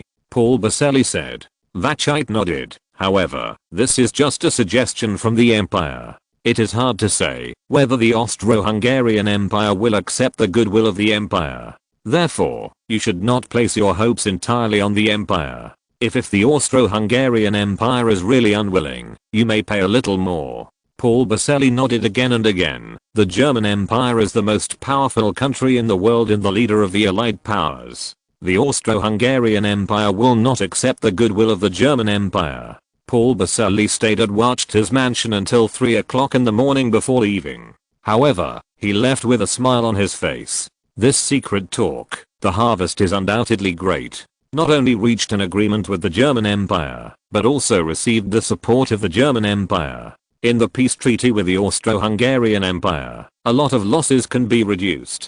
This is undoubtedly very effective for the current Kingdom of Italy. Wachite's face was also full of smiles. Italians are undoubtedly still very sensible. All the requirements of the Empire has been fulfilled. The war indemnity of 20 billion marks will allow the Empire to obtain more available funds. Funds for the development of those new territories in Eastern Europe have also been allocated. Sicily would also be ceded to the Empire, which, along with the acquisition of Corsica from the French, would give the Empire 2 footholds in the Mediterranean. Although Sardinia is still under the control of the Italians, there is no doubt that the Empire's power has expanded to the Mediterranean. The transfer of the Libyan colony to the Empire will enable the Empire to obtain sufficient oil resources from Libya, ensuring that the Empire's energy resources will no longer be restricted. It can be said that, although Germany has paid huge losses in this war, however, these gains are much greater than the losses. At the same time, the Empire also began to suppress the ally of Austria-Hungary, in order to further stabilize the Empire's position on the European continent in the future. Although, doing this is somewhat sorry for the Austro-Hungarian Empire, but for the benefit of the Empire, it has to be done. If you're listening to this novel on a channel other than Fanfic World, it means they downloaded and uploaded it without effort. We cordially invite you to visit our channel, Mundo Fanfic Novelos. There you'll find the original version of this story and you can explore many other novels of various genres. We're waiting for you to immerse yourself in a world of incredible novels. Chapter 668, German-Italian Peace Treaty. The peace talks originally scheduled for the next morning were cancelled, which made Crown Prince Carol and other members of the delegation of the Kingdom of Italy even more dissatisfied. But there's nothing they can do about it. Who made this the home of the German Empire? Emperor Qin Tian of the German Empire is summoning Prime Minister Bernhard von Bülow and Minister of Foreign Affairs von Kidron-Wacht. Although von Kidron-Wacht wore dark circles under his eyes, he looked a little tired. However, the mental state is very good. The secret talks with Italian Foreign Minister Paolo Basselli last night went very smoothly, and various agreements have been reached. Your Majesty, last night, I reached an agreement with Italian Foreign Minister Paul Basselli. The Italian side has fully agreed to the conditions proposed by the Empire. This afternoon, the peace treaty can be signed. Wahid said. Very good, very good. Although the benefits we get from the Italians are not as much as from the French, they are quite good. This will greatly promote the future development of the empire. Qin Tian said. Although Germany got 55 billion marks in war reparations from the French, 20 billion marks is still a relatively large amount. This can greatly promote the recovery and development of the German economy, as well as the development of newly acquired territories and colonies. Germany will become stronger because of these funds, Your Majesty. Now we have enough funds to build infrastructure in Eastern Europe. In at most 5 years, we will be able to fully control Eastern Europe. With the resources of Eastern Europe, the German Empire will develop even stronger. Prime Minister Bülow said. You must know that, in order to win the war, the German Empire began preparations for war a long time ago. The German government is already heavily in debt. Now, with so many war reparations, not only can those debts be paid off, but they can also be applied to other places. It can be said that Germany can fully use the benefits of this war to get rid of the previous predicament and develop into the most powerful country in the world in one fell swoop. The people of Germany will also experience the happy life brought about by the victory of the war. The reason why the German people support Germany to continue the war is to hope that through the war, they can get a better life. This is also the promise of the German government to the people. After fulfilling these promises, the people will support the government and the royal family even more. Your Majesty, the Italian Minister of Foreign Affairs, and I have reached a preliminary agreement on the peace treaty between the Austro-Hungarian Empire and Italy. Italy will compensate the Austro-Hungarian Empire with a war reparation of 5 billion marks, cede Venice and the area east of it to the Austro-Hungarian Empire, transfer the Italian East African colony is given to the Austria-Hungary Empire. The other terms are the same as ours. It's just that I don't know if the Austria-Hungary Empire will agree. Wacht said. These few conditions, except that the war reparations may not satisfy the Austro-Hungarian Empire, the others are almost the same.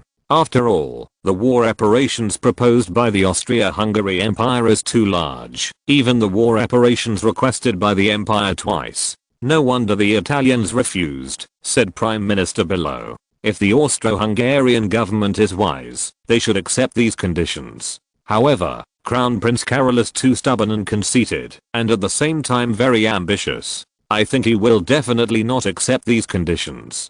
Qin Tian said. Yes, Your Majesty. Crown Prince Carol is not a good candidate for emperor.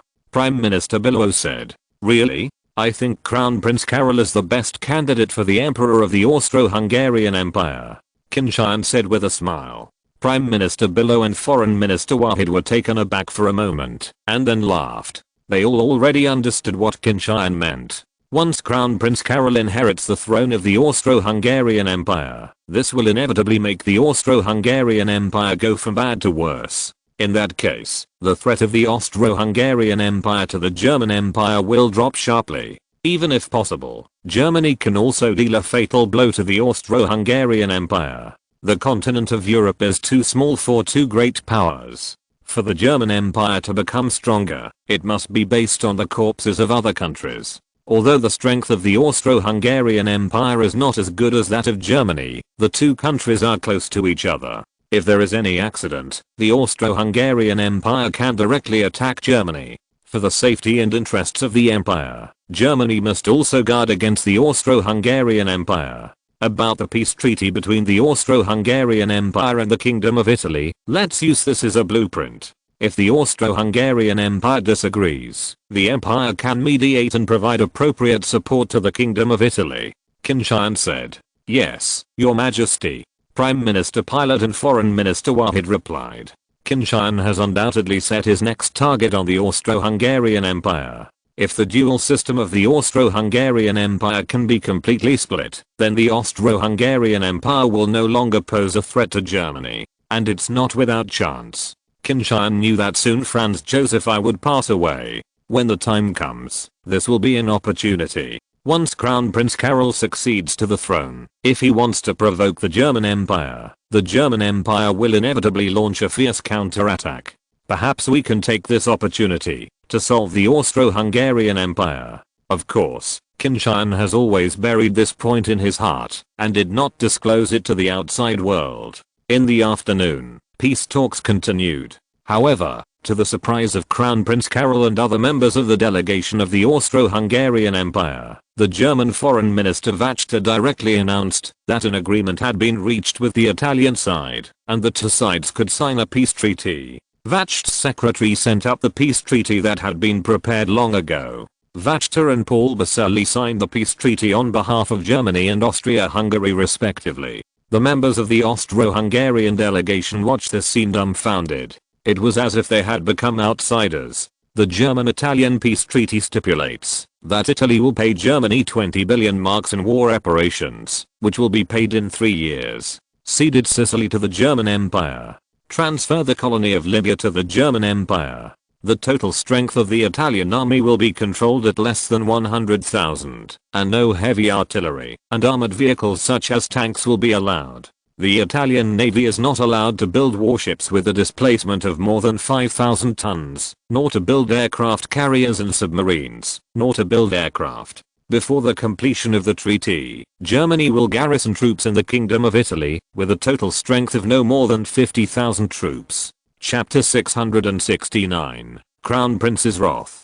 Crown Prince Carol and other members of the Austro-Hungarian delegation watched as Vachta and Paul Baselli signed their names on the treaty with a smile on their faces. What this means is very clear to everyone. The peace negotiations between the Germans and Italians have reached an agreement. After they signed the peace treaty, it meant that their peace negotiations were over. The Austro-Hungarian Empire, which has been left aside, once again encountered the betrayal of the Germans.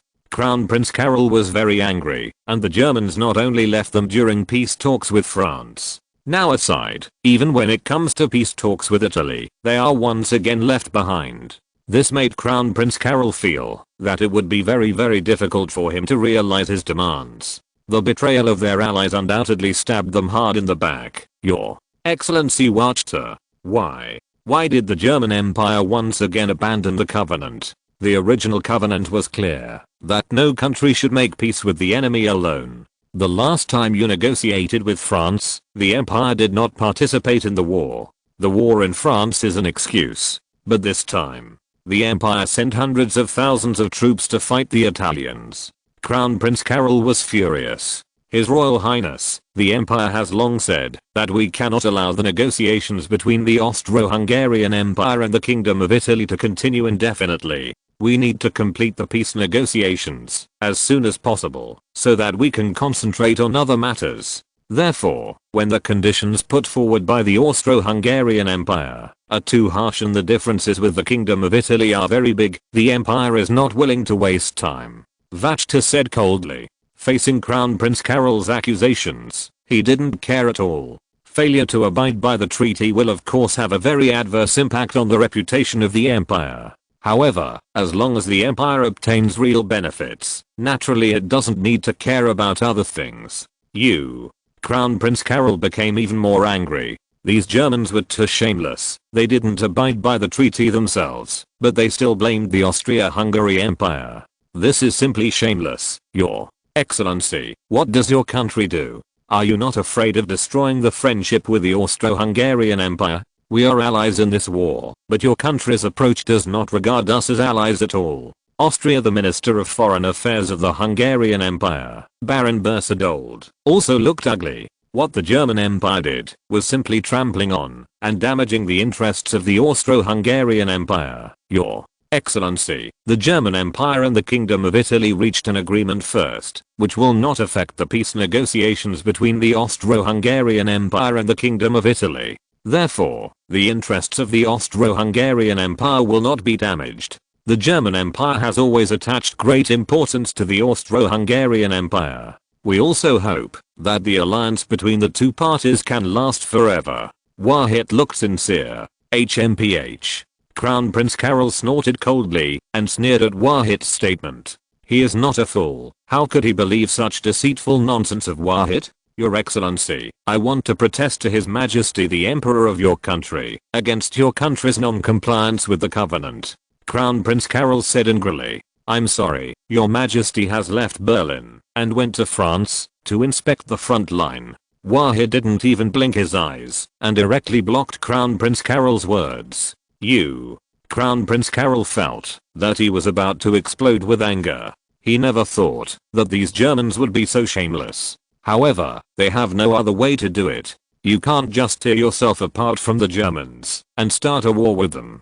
Seeing that the Germans were resolute and seemed to be reticent, although Crown Prince Carol and others were angry, they knew that there was no way to trouble the Germans. Therefore, they could only target the Italians. After all, if they want to get benefits, they can only find away from the Italians. Well, if this is the case, then let's continue the negotiation. Your Excellency Basili, have you considered the conditions of the Austria-Hungary Empire? If you do not agree to the conditions of the Austria-Hungary Empire, then be prepared to accept the conditions of the Austria-Hungary Empire. Prepare for the wrath of the Hungarian Empire. Crown Prince Carol stared at Paul Basili angrily, and it was good to tear him to pieces. I'm sorry, Your Royal Highness. Our country still believes that the conditions proposed by the Austro-Hungarian Empire are too harsh. If the Austro-Hungarian Empire does not change the conditions, then we cannot agree. Paul Basili said. After signing a peace treaty with Germany and having the support of the Germans, Paul Basili is no longer afraid of the Austro-Hungarian Empire. Although Crown Prince Carol looked like he was going to eat people, he still didn't scare him. Aren't you afraid of war? Your Excellency Basili, you have to think about it. Once our army launches an attack, the consequences will be very serious. Baron Berchtold reminded. Your Excellency, if the Kingdom of Italy agrees to your conditions, then we will be no different from subjugation. Therefore, we would rather fight to the end. Paul Basili was very tough. Facing Paul Basili's resolute attitude, Crown Prince Carol and Baron Berchtold looked very ugly. They are very clear that they keep saying that they will send troops to attack the Kingdom of Italy and destroy them, but they just want to scare the Kingdom of Italy. If you really want to do this, it will be very difficult. The combat effectiveness of the Austro-Hungarian army was not strong. If the Italians were desperate, they might not be able to win. If it fails, then there will be a big problem. Not only will the Austro-Hungarian Empire not get any benefits, but it will become a joke all over the world. Therefore, without complete assurance, they will never go to war against the Kingdom of Italy. Originally, the Austro-Hungarian Empire wanted to call the German Empire to attack the Kingdom of Italy together. With the strength of the German army, defeating the Kingdom of Italy would be a sure thing. But who knows, the German Empire has betrayed them and has reached an agreement with the Kingdom of Italy in private. This also made all their plans come to nothing. Crown Prince Carol looked at Vacht angrily. He knew that the Germans were behind all this. Otherwise, the Italians would never have the courage to reject the request of the Austro-Hungarian Empire. Chapter 670, Mediation. Ahem.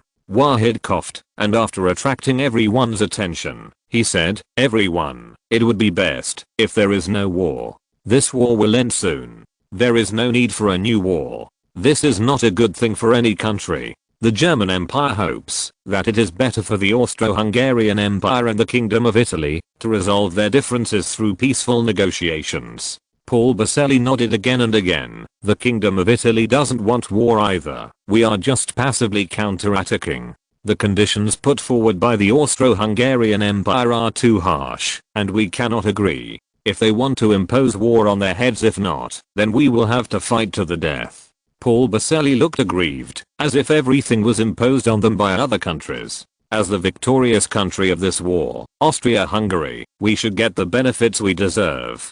Crown Prince Carol still looked angry. The Kingdom of Italy can pay war reparations and other compensation to the Austro-Hungarian Empire. However, it is absolutely impossible to follow the requirements of the Austro-Hungarian Empire. Such conditions are too harsh and cannot be accepted by the Kingdom of Italy. Paul Baselli said. Your Excellency Baselli, what kind of conditions can the Kingdom of Italy accept? Vacht asked. We mainly think that the 50 billion kroner war indemnity requested by the Austro-Hungarian Empire is too large. If the war indemnity drops to 1 billion marks, we can accept it. Paul Baselli said. What? 1 billion marks? This is absolutely not possible. Crown Prince Carol almost jumped up. 1 billion marks may be a huge sum of money for ordinary people. However, a billion marks is not so much for a country, especially compared to the huge war indemnity Germany received in this war. The war indemnity paid by the Kingdom of Italy to the Austro-Hungarian Empire of 1 billion marks seems to be sending beggars. It is absolutely impossible for Crown Prince Carol to agree to such a condition. 1 billion marks. Is the Kingdom of Italy humiliating the Austro-Hungarian Empire? Baron Berchtold also looked angry. Italy's war reparations to the German Empire was as high as 20 billion marks. In contrast, the war reparations to the Austro-Hungarian Empire are too little. 1 billion marks is indeed too little. Wahid also said. Paul Baselli hesitated for a moment and then said with a very distressed look, then 2 billion marks. If there is too much, the Kingdom of Italy will not be able to get it out. 2 billion marks. Fortunately, you can say it. The Austro-Hungarian Empire would rather not have such a small amount of war reparations, so let's see you on the battlefield. Once the Austro-Hungarian army defeats you, I promise, you will pay for it a bigger price. Crown Prince Carol gritted his teeth and said, 5 marks billion. The Kingdom of Italy paid 5 billion marks in war reparations to the Austro-Hungarian Empire. The German Empire believes that this amount of reparations is more appropriate. Wahid spoke. Okay, Your Excellency. For the sake of the German Empire, the Kingdom of Italy is willing to pay the Austro-Hungarian Empire 5 billion marks in war reparations. Paul Baselli said. 5 billion? Impossible. This is too far from the requirements of the Austro-Hungarian Empire. Crown Prince Carol was still reluctant. However, he still wanted to go on a rampage, but was held back by the foreign minister, Baron Berchtold. Your Excellency, the war indemnity of 5 billion marks is indeed too far from our request. However, we will report to the country. If the country agrees, then we have no objection. Baron Berchtold said. Crown Prince Carol looked at Baron Berchtold angrily, not knowing why he said that. However, Crown Prince Carol is not a fool. If he is a fool, it is impossible to become the Crown Prince. Therefore, he wisely shut his mouth and did not continue to make trouble. Vachite nodded. I believe His Majesty the Austrian Emperor will agree. The Austro-Hungarian Empire requires the Kingdom of Italy to cede Venice and the territory east of it to the Austro-Hungarian Empire. Does Italy have any objections to this? Vachta then asked. Venice is one of the important cities of the Kingdom of Italy. However, in order to achieve peace, we are willing to cede Venice to the Austro-Hungarian Empire. Paul Baselli shook his head. As far as the Austro-Hungarian Empire is concerned, naturally there will be no problems. They have long coveted the territory east of Venice. They were very satisfied with being able to cut off that piece of territory from the Italians. As for the Austro-Hungarian Empire wanting all the overseas colonies of the Kingdom of Italy, it may be very difficult. Libya has been ceded to the empire. Then the Austro-Hungarian Empire will occupy Italian East Africa? Your Royal Highness, the Minister of Foreign Affairs, what do you think? How's it going? Wahid asked. Cut off. The Austro-Hungarian Empire also wants Libya. How about this? Let's exchange it. The Austro-Hungarian Empire will get Libya, and the German Empire will occupy Italian East Africa. Crown Prince Carol said. Crown Prince Carol said so, obviously because he has taken a fancy to Libyan oil. If it weren't for the discovery of a large amount of oil in Libya, Crown Prince Carol would not have wanted that barren land. But with oil, everything is different. Now the importance of oil is constantly rising, and the Austro-Hungarian Empire is also a country that is extremely short of oil. If they can get Libya, they will be even more powerful. I'm sorry, Your Royal Highness. The treaty has already been signed. Libya already belongs to the German Empire. What's more, the empire has made a lot of investment in Libya earlier, and now is the time to get output. Libya was handed over to others. Wahid's attitude was very firm. Your Excellency, we are allies with the German Empire. The German Empire is so powerful that we should take care of our allies. Crown Prince Carol wanted to try harder. However, Wahid still sternly refused. Moreover, the attitude has become more and more tough. Baron Berchtold quickly stated that it is also possible for the Austro-Hungarian Empire to obtain Italian East Africa. However, all of this needs to be decided domestically, and they do not have the power to make decisions. Well, the other conditions are the same as the treaty signed between the German Empire and the Kingdom of Italy. The key issue is the amount of war reparations. The German Empire does not want the war to continue, so please consider the Austro-Hungarian Empire when making a decision. Take a suggestion from the German Empire. Wahid said. Chapter 671. Crossing the river and demolishing the bridge. Damn the Germans. They have definitely colluded with the Italians, united to put pressure on the empire, and deliberately let the empire not get too much benefit from the Italians. They have simply forgotten that we are allies. After returning to the embassy, Crown Prince Carol roared angrily. During the negotiations between the Austro-Hungarian Empire and the Kingdom of Italy, the Germans were called mediators, but they were actually taking the opportunity to put pressure on the Austro-Hungarian Empire, which made them feel betrayed by the Germans. Your Highness, the relationship between countries is like this. The Germans have already got everything they want in this war. As for whether the requirements of the empire can be met, they are no longer in their consideration. Even, they have begun to suppress the empire for their own benefit. Baron Berchtold was worried. Although Baron Berchtold was also a little angry. However, he was more worried. The foreign policy of the German Empire has undoubtedly changed. William III was different from William II. William II attached great importance to the ally of the Austro-Hungarian Empire. If William II had not died and was still in power, such a thing would never have happened. However, William III did not care about the ally of Austria-Hungary, not because of anything else, but because of the strength of the Austro-Hungarian Empire, which is too bad.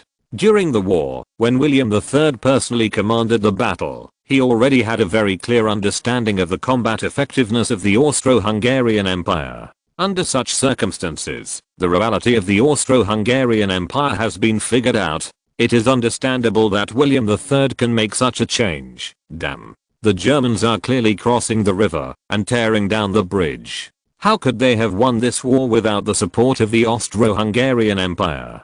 Now, after winning the war, it is too much to want to put the empire aside. The empire in this war, they paid extremely heavy losses. Now, the Germans are treating us like this.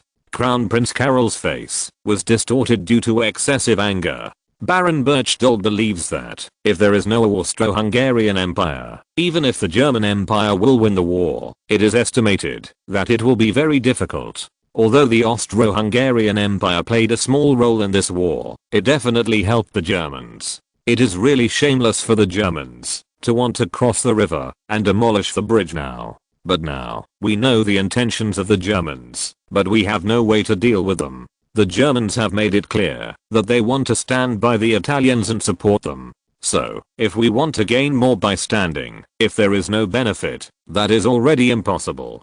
Baron Berchtold sighed. If Italy does not have the support of Germany, Austria-Hungary can also threaten them with force. However, it is different now. The Kingdom of Italy, supported by Germany, is more confident in fighting the Austro-Hungarian Empire.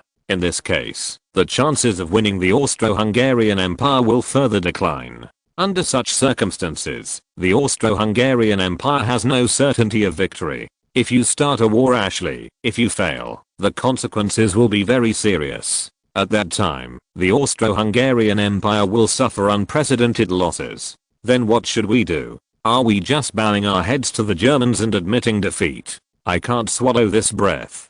Crown Prince Carol looked angry. If you want to compromise, you have to accept the mediation of the German Empire and sign a peace treaty with the Kingdom of Italy. However, the gap between the content of the treaty and Crown Prince Carol's expectations was too great. This made Crown Prince Carol simply unwilling to accept such conditions. But what if you don't accept it? If you don't do it well, you will get nothing. Let's report it to the country, and it will be decided by the emperor. Baron Berchtold said. The complexity of the peace talks this time has completely exceeded their expectations. Even if they serve as the plenipotentiary envoys of the Austro-Hungarian Empire, there is no way to decide this matter. It can only be reported to Vienna, which was decided by Kaiser Franz Joseph I and the important ministers of the empire. Although Crown Prince Carol was a little unwilling, he could only nod his head. Originally, Crown Prince Carol wanted to use this peace talks to obtain huge benefits for the Austro-Hungarian Empire. In this case, his prestige in the Austro-Hungarian Empire will be greatly improved. The ministers of the Austro-Hungarian Empire will also look at him differently. But now, all his plans have failed. Damn Germans, it's all you. Just wait, when I become the Emperor of the Austro-Hungarian Empire, I will definitely make you pay for it. Crown Prince Carol gritted his teeth secretly. Vienna, Schönbrunn Palace. The health of Emperor Franz Joseph I of Austria became worse and worse. Most of the time, he stays in bed. Everyone knows that their emperor may not live long is still there.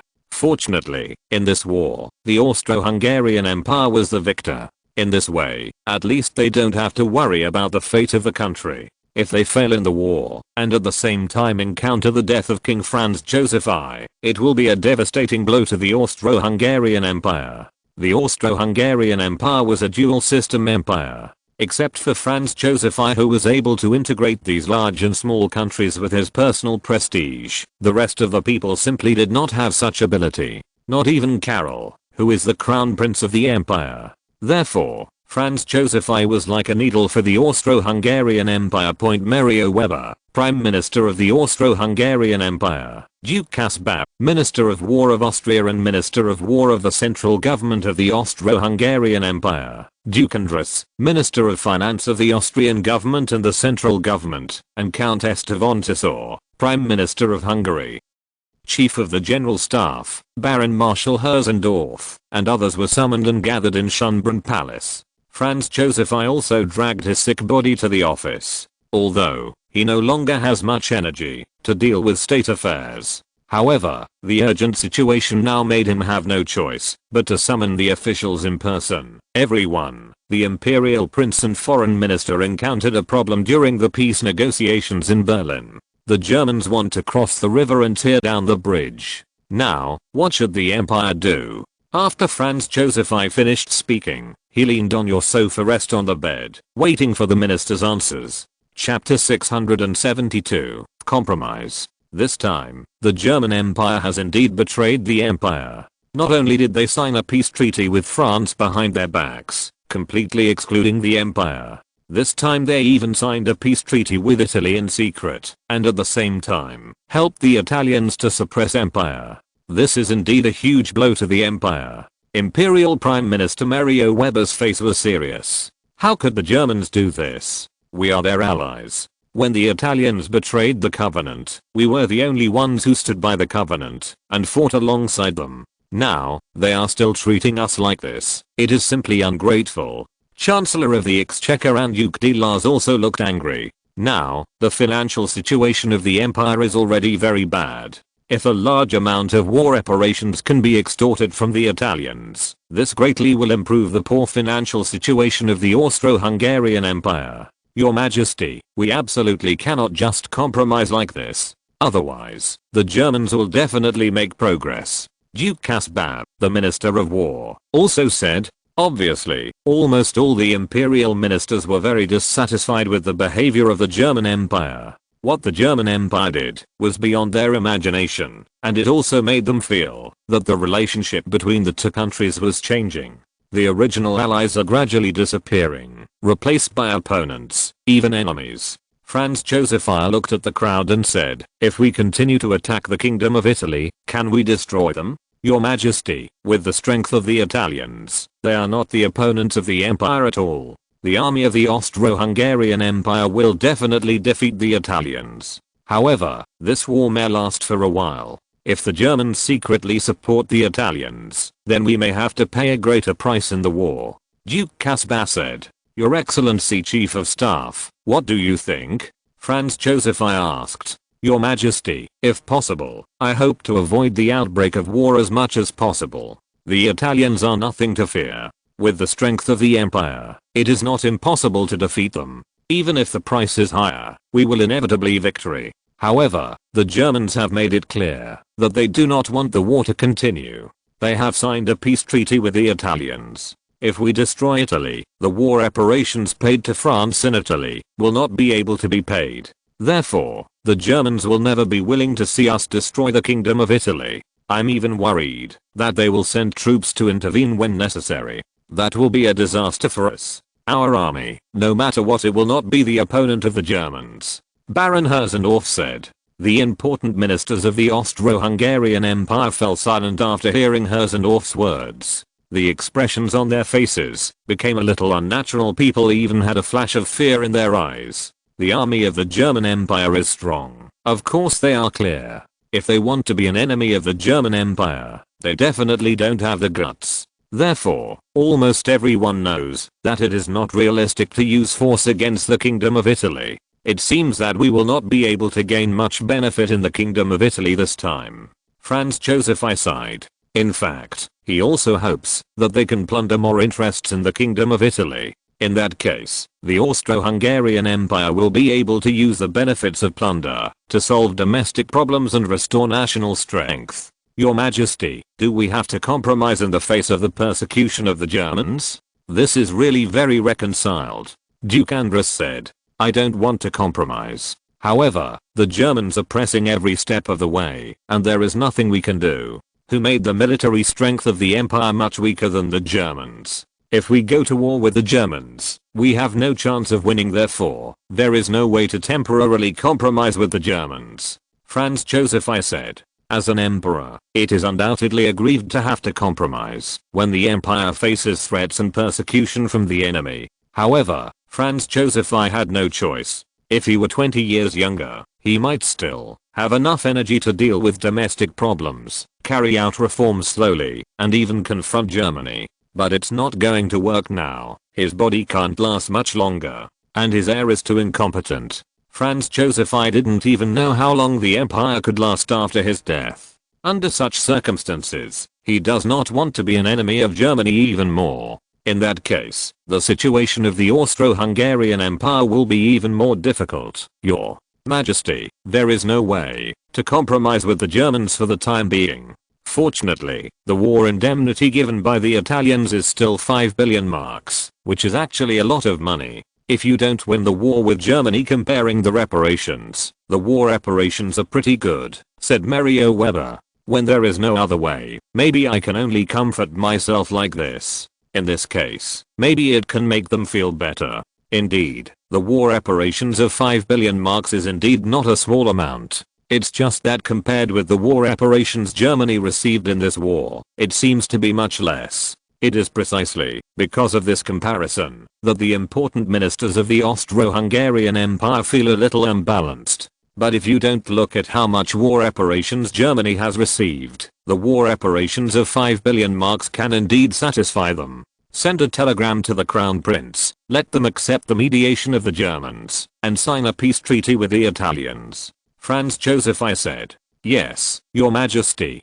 Imperial Prime Minister Mario Weber nodded. Your Majesty, the Germans are eager to suppress us before the war is over. It seems that our honeymoon period with Germany is over. For the next time, we have to focus on defending against the Germans. Castuke Bay reminded. Franz Joseph I nodded solemnly. Germany's military power is too strong. Judging from their performance in this war, they undoubtedly far surpass the Austro-Hungarian Empire, especially since the two countries are bordering each other. This made the situation of the Austro-Hungarian Empire even more dangerous. Once Germany launches an attack on the Austro-Hungarian Empire, the Austro-Hungarian Empire may not be able to withstand the German attack at all. This is beyond doubt. Chapter 673, Crack. The Germans are no longer our loyal allies. The Austro-Hungarian Empire must rely on its own strength to defend its own interests and even continue to exist. Therefore, we can only vigorously develop our military strength next. I hope the military power of the Austro-Hungarian Empire can confront the Germans. Only in this way can we no longer be afraid of the Germans. Franz Joseph I said. Although, I know this is very difficult. However, I hope this can become everyone's goal. Even if I can't see that day, I hope that the Austro-Hungarian Empire will continue to be strong. Franz Joseph I continued. Your Majesty, we will definitely work hard. The Austro-Hungarian Empire will definitely become stronger. Duke Caspar said. Franz Joseph I nodded with satisfaction. However, for the time being, we still need to maintain a good cooperative relationship with the Germans. In this case, it is the most beneficial to the empire. Yes, Your Majesty. After the Germans win this war, they will become the most powerful country in the world. Even stronger than the original British Empire. Under such circumstances, if the Empire and Germany, it would be very unwise to confront the Empire, said Merriweather. The military strength of the Germans is too powerful. Before the war broke out, no one thought that they would be so powerful and easily defeated so many powerful enemies. After the war, Germany will have the most powerful navy in the world, the most powerful army, the most colonies, and even the strongest industrial strength. Under such circumstances, no one can fight against them. Hungarian Prime Minister East von Tissel said. In addition to having an imperial central government, the Austro-Hungarian Empire also had its own governments in the states below. It's just that the governments of all states obey the orders of the central in name. But in fact, the autonomy of each state is very large. If it wasn't for Franz Joseph I's great prestige and being able to restrain the states, maybe the states would have gone their own way, and the Austro-Hungarian Empire would have fallen apart as a result. In my opinion, the most frightening thing about the German Empire is not their great strength, but their emperor. His Majesty Kaiser Wilhelm III is only 27 years old. However, he has shown outstanding talents in all aspects. Even the reason why the German Empire was able to become stronger and win this war is inseparable from His Majesty Kaiser William III. I think that during the time His Majesty William III was in power, the Austro-Hungarian Empire might not have the German Empire the ability to confront. The only thing we can do is to follow in the footsteps of the German Empire in order to obtain more and greater benefits. Baron Herzendorf said. Franz Joseph I repeatedly. Indeed, His Majesty William III is too outstanding. If the Crown Prince of the Austro-Hungarian Empire can have half the talents of His Majesty William III, I will have no regrets, even if I go to see God now. This is undoubtedly what the other ministers of the Austro-Hungarian Empire wanted to say. In many cases, the heir of a country is undoubtedly very important. The talent of the heir is related to the future of the country. In particular, many ministers are dissatisfied with Crown Prince Carol, which makes them more and more hopeful that they can have a wise and talented heir. However, Crown Prince Carol is obviously not the most suitable candidate, but in the absence of other suitable candidates, this can only be done first. Austro-Hungary is one of the most powerful countries in the world, but because of the sharp internal conflicts, and Germany began to guard against them, this will make the situation of the Austro-Hungarian Empire even more difficult in the future. The monarchs and ministers of the Austro-Hungarian Empire were helpless about this. However, because Germany took action to suppress the Austro-Hungarian Empire, this has caused obvious cracks in the relationship between the two countries. As time goes by, the rift will only get bigger and bigger. Maybe at some point, the two countries will change from allies to enemies. After receiving the order from the country, Crown Prince Carol and Baron Berchtold followed the domestic order, and no longer insisted on their previous tough attitude during the peace talks with the Kingdom of Italy. After the Kingdom of Italy raised the amount of war reparations to 6 billion marks, the delegation of the Austro-Hungarian Empire also went downhill and accepted this condition. Austro-Hungary and the Kingdom of Italy can reach an agreement. This is undoubtedly the best result. A war has thus disappeared. This has played a vital role in ending the war and maintaining peace in Europe. German Foreign Minister Wasch's face was full of smiles. Italian Foreign Minister Paolo Basella's face is also smiling like a chrysanthemum. originally thought that this time, the Kingdom of Italy would pay an extremely heavy price. However, the final price paid was much smaller than they expected. Of course, a total of 26 billion marks in war reparations is still a huge sum of money. For the Kingdom of Italy, it is also extremely heavy pressure. But it's better than being extorted by Austria-Hungary for 50 billion crowns, right? Plus lost a lot of territory, as well as all overseas colonies. Italy has been hit hard this time. It may take a long time to recover. The representatives of the Austro-Hungarian Empire all put on faces, as if someone owed them money. Crown Prince Carol looked at Vachta and Paul Basili, as if he was going to kill someone. The original plan was completely spread. The Austro-Hungarian Empire suffered an extremely heavy price as a result. The foreign ministers of Austria-Hungary and Italy signed their names on the peace treaty. The treaty stipulated that the Kingdom of Italy paid war reparations of 6 billion marks to Austria-Hungary, which should be paid in full within 3 years. Italy cedes Venice and territories east of it to Austria-Hungary. The Kingdom of Italy transfers the Italian East African colonies to Austria-Hungary. Some of the latter conditions are compared with Germany. After the signing of the treaty, Crown Prince Carol and others did not even attend the banquet, and rushed directly to the train station, left Berlin by special train, and rushed back to Vienna. They are now filled with anger, and they don't want to stay in Berlin for a moment. When the special train left the station, Crown Prince Carol looked at the bustling Berlin through the window. His eyes were full of anger. Germans, wait. One day, I will make you pay the price. Oscar, I guaranteed, I will repay the humiliation you inflicted on Austria-Hungary twice. Chapter 674, Preparations for Crossing the Sea. The Strait of Dover, located in the east of the English Channel, is an important waterway connecting the North Sea and the Atlantic Ocean. To the east of the strait is France, to the west of the strait is the United Kingdom. The narrowest part of the strait is only 28.8 kilometers. After Germany signed a peace treaty with France, the German army has begun to march towards the Strait of Dover and its surrounding areas in batches. Obviously, if the German army wants to launch a landing operation against Britain, crossing the Strait of Dover is undoubtedly the best route. Emperor Qin Tian and a group of generals from the Imperial Army and Navy arrived in Calais. In Berlin at this moment, representatives of Germany, Austria-Hungary, and the Kingdom of Italy are negotiating. The empire had already decided to suppress the Austro-Hungarian Empire, and Qin Tian didn't want to stay in Berlin to avoid being annoyed by others. Fortunately, the war between Germany and France is over, so the next stage of fighting against Britain will be relatively easy. Germany can muster all its forces against the British. However, in the plan of the General Staff, at most only 3 to 4 legions will be sent to land on the British mainland. In the war game of the General Staff, 3 to 4 legions are enough to completely defeat the United Kingdom. Standing on the beach of Calais, overlooking the UK across the Channel, although nothing can be seen, but it is conceivable how terrified the British were on the other side of the strait. What Napoleon failed to do, we will definitely do. For hundreds of years, the British relied on the protection of the strait and their powerful navy to interfere in the European continent. When France was strong, it united with other European countries to deal with France. When the Russians were strong, they did the same thing. When we were strong, the British tried to do the same thing again, but this time they failed after all.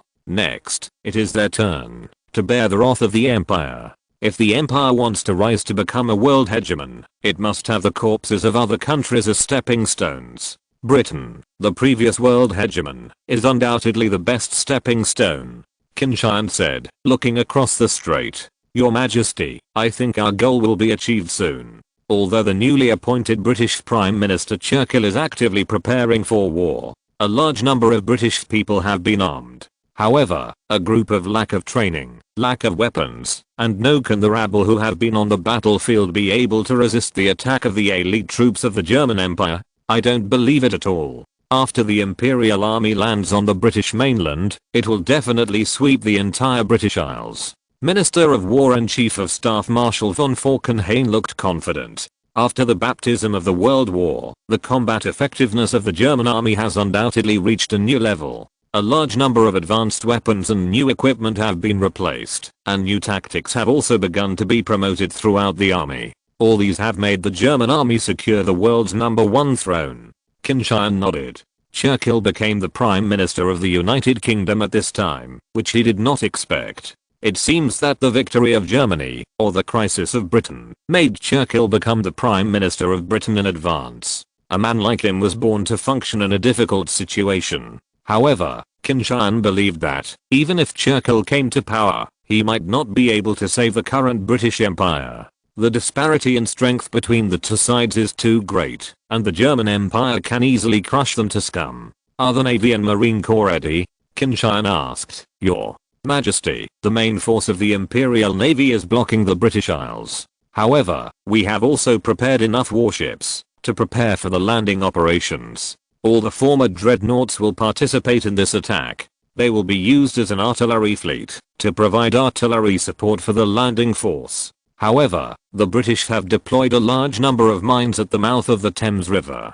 I'm afraid that we will not be able to enter the Thames River. We can only choose landing points from other places. The 5 divisions of the Marine Corps, more than they have already arrived at the predetermined location.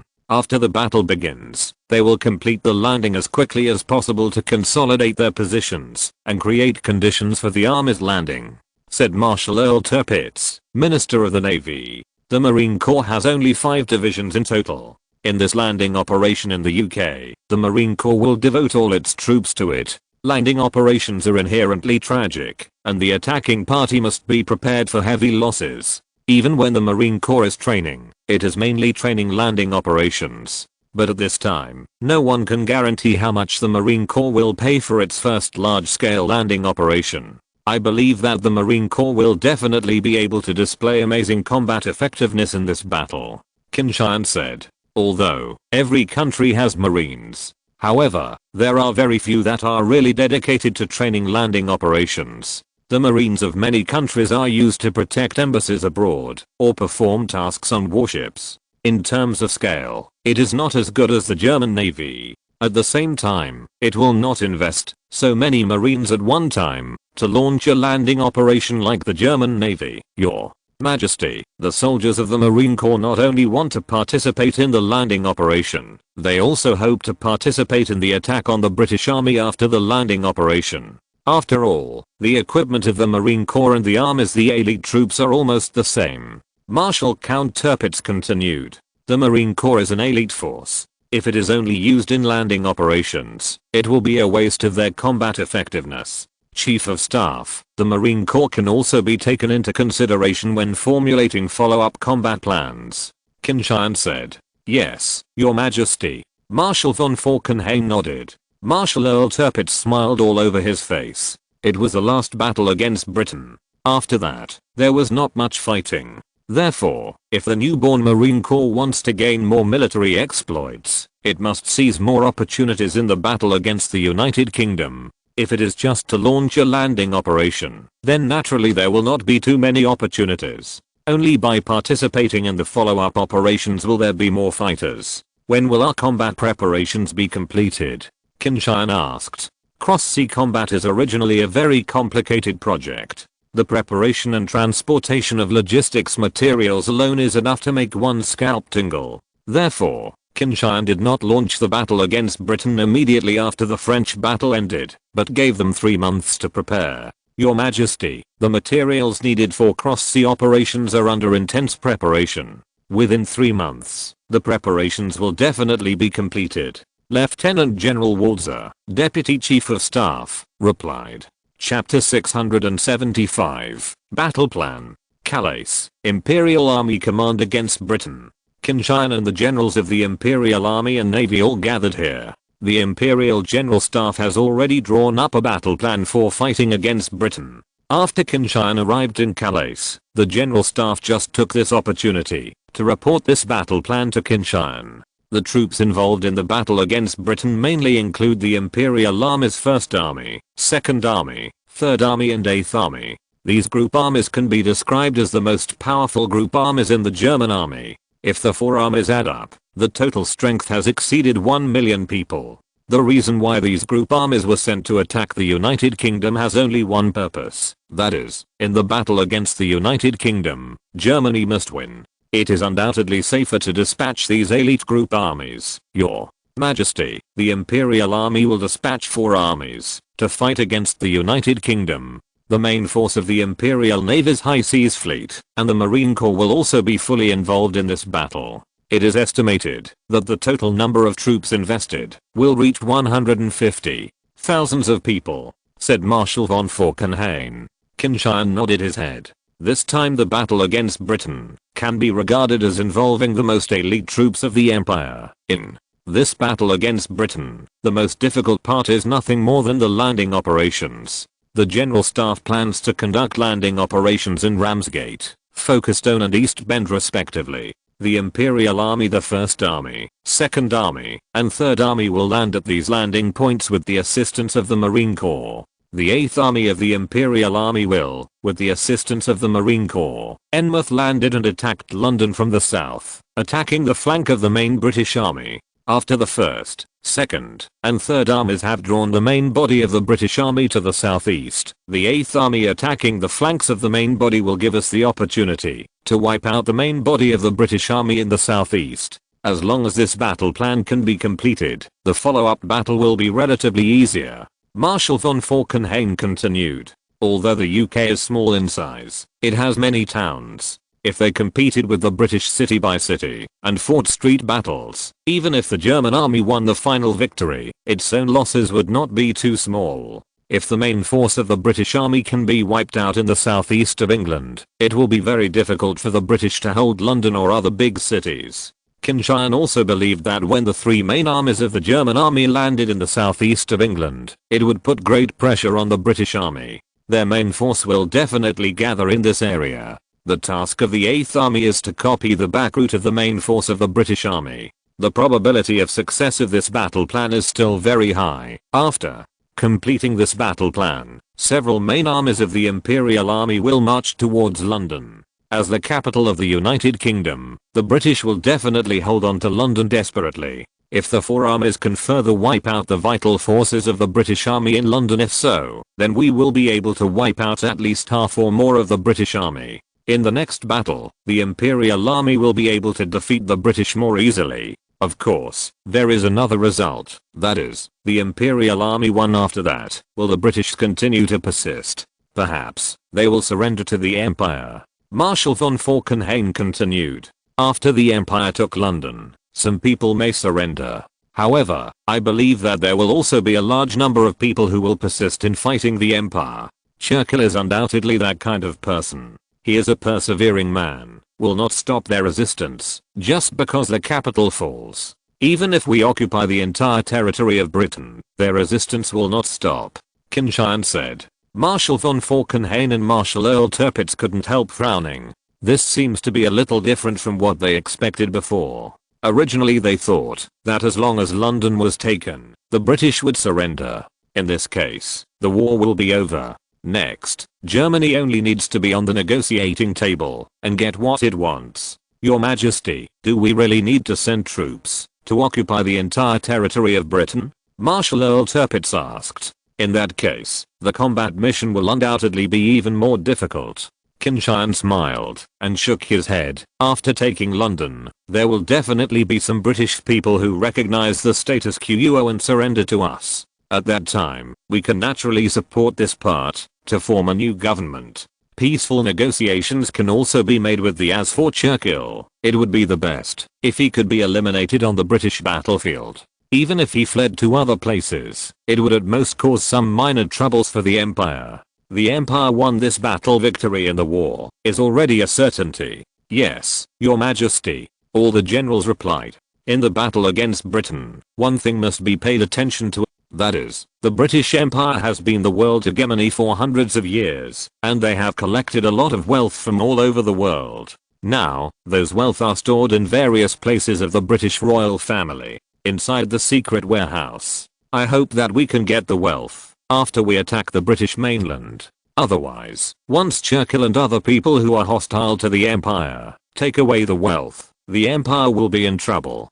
Qin Tian said. Yes, Your Majesty. Marshal von Falkenhayn nodded. He has already made up his mind that, after landing in the British mainland, he will conduct a carpet search. The Imperial Navy must strengthen the blockade against the UK. Once the British find that they cannot hold on to the mainland, they will definitely flee. Judging from the current situation, Canada is undoubtedly the first choice for the British to escape. Therefore, if the Navy wants to, the method is to prevent the British from fleeing to Canada as much as possible. When necessary, they can directly sink their ships. Even King George V, if he cannot be captured, kill him. Those gold and other treasures, do the same. If the Empire can't get it, I'd rather they sink to the bottom of the Atlantic Ocean. Qin Tian continued. Yes, Your Majesty. Admiral Reinhard Scheer, commander of the High Seas Fleet, replied. Okay, everyone, let's do it like this. Everyone continue to prepare for landing in the UK. I hope that the battle can be over before Christmas this year. Qin Tian said with a smile. End of this chapter. Thank you very much for reaching the end. Don't forget to like. Looking for more exclusive content and immediate access? Subscribe to our Patreon. Remember, every like, subscription, or donation encourages us to continue. Thanks to everyone. See you in the next video.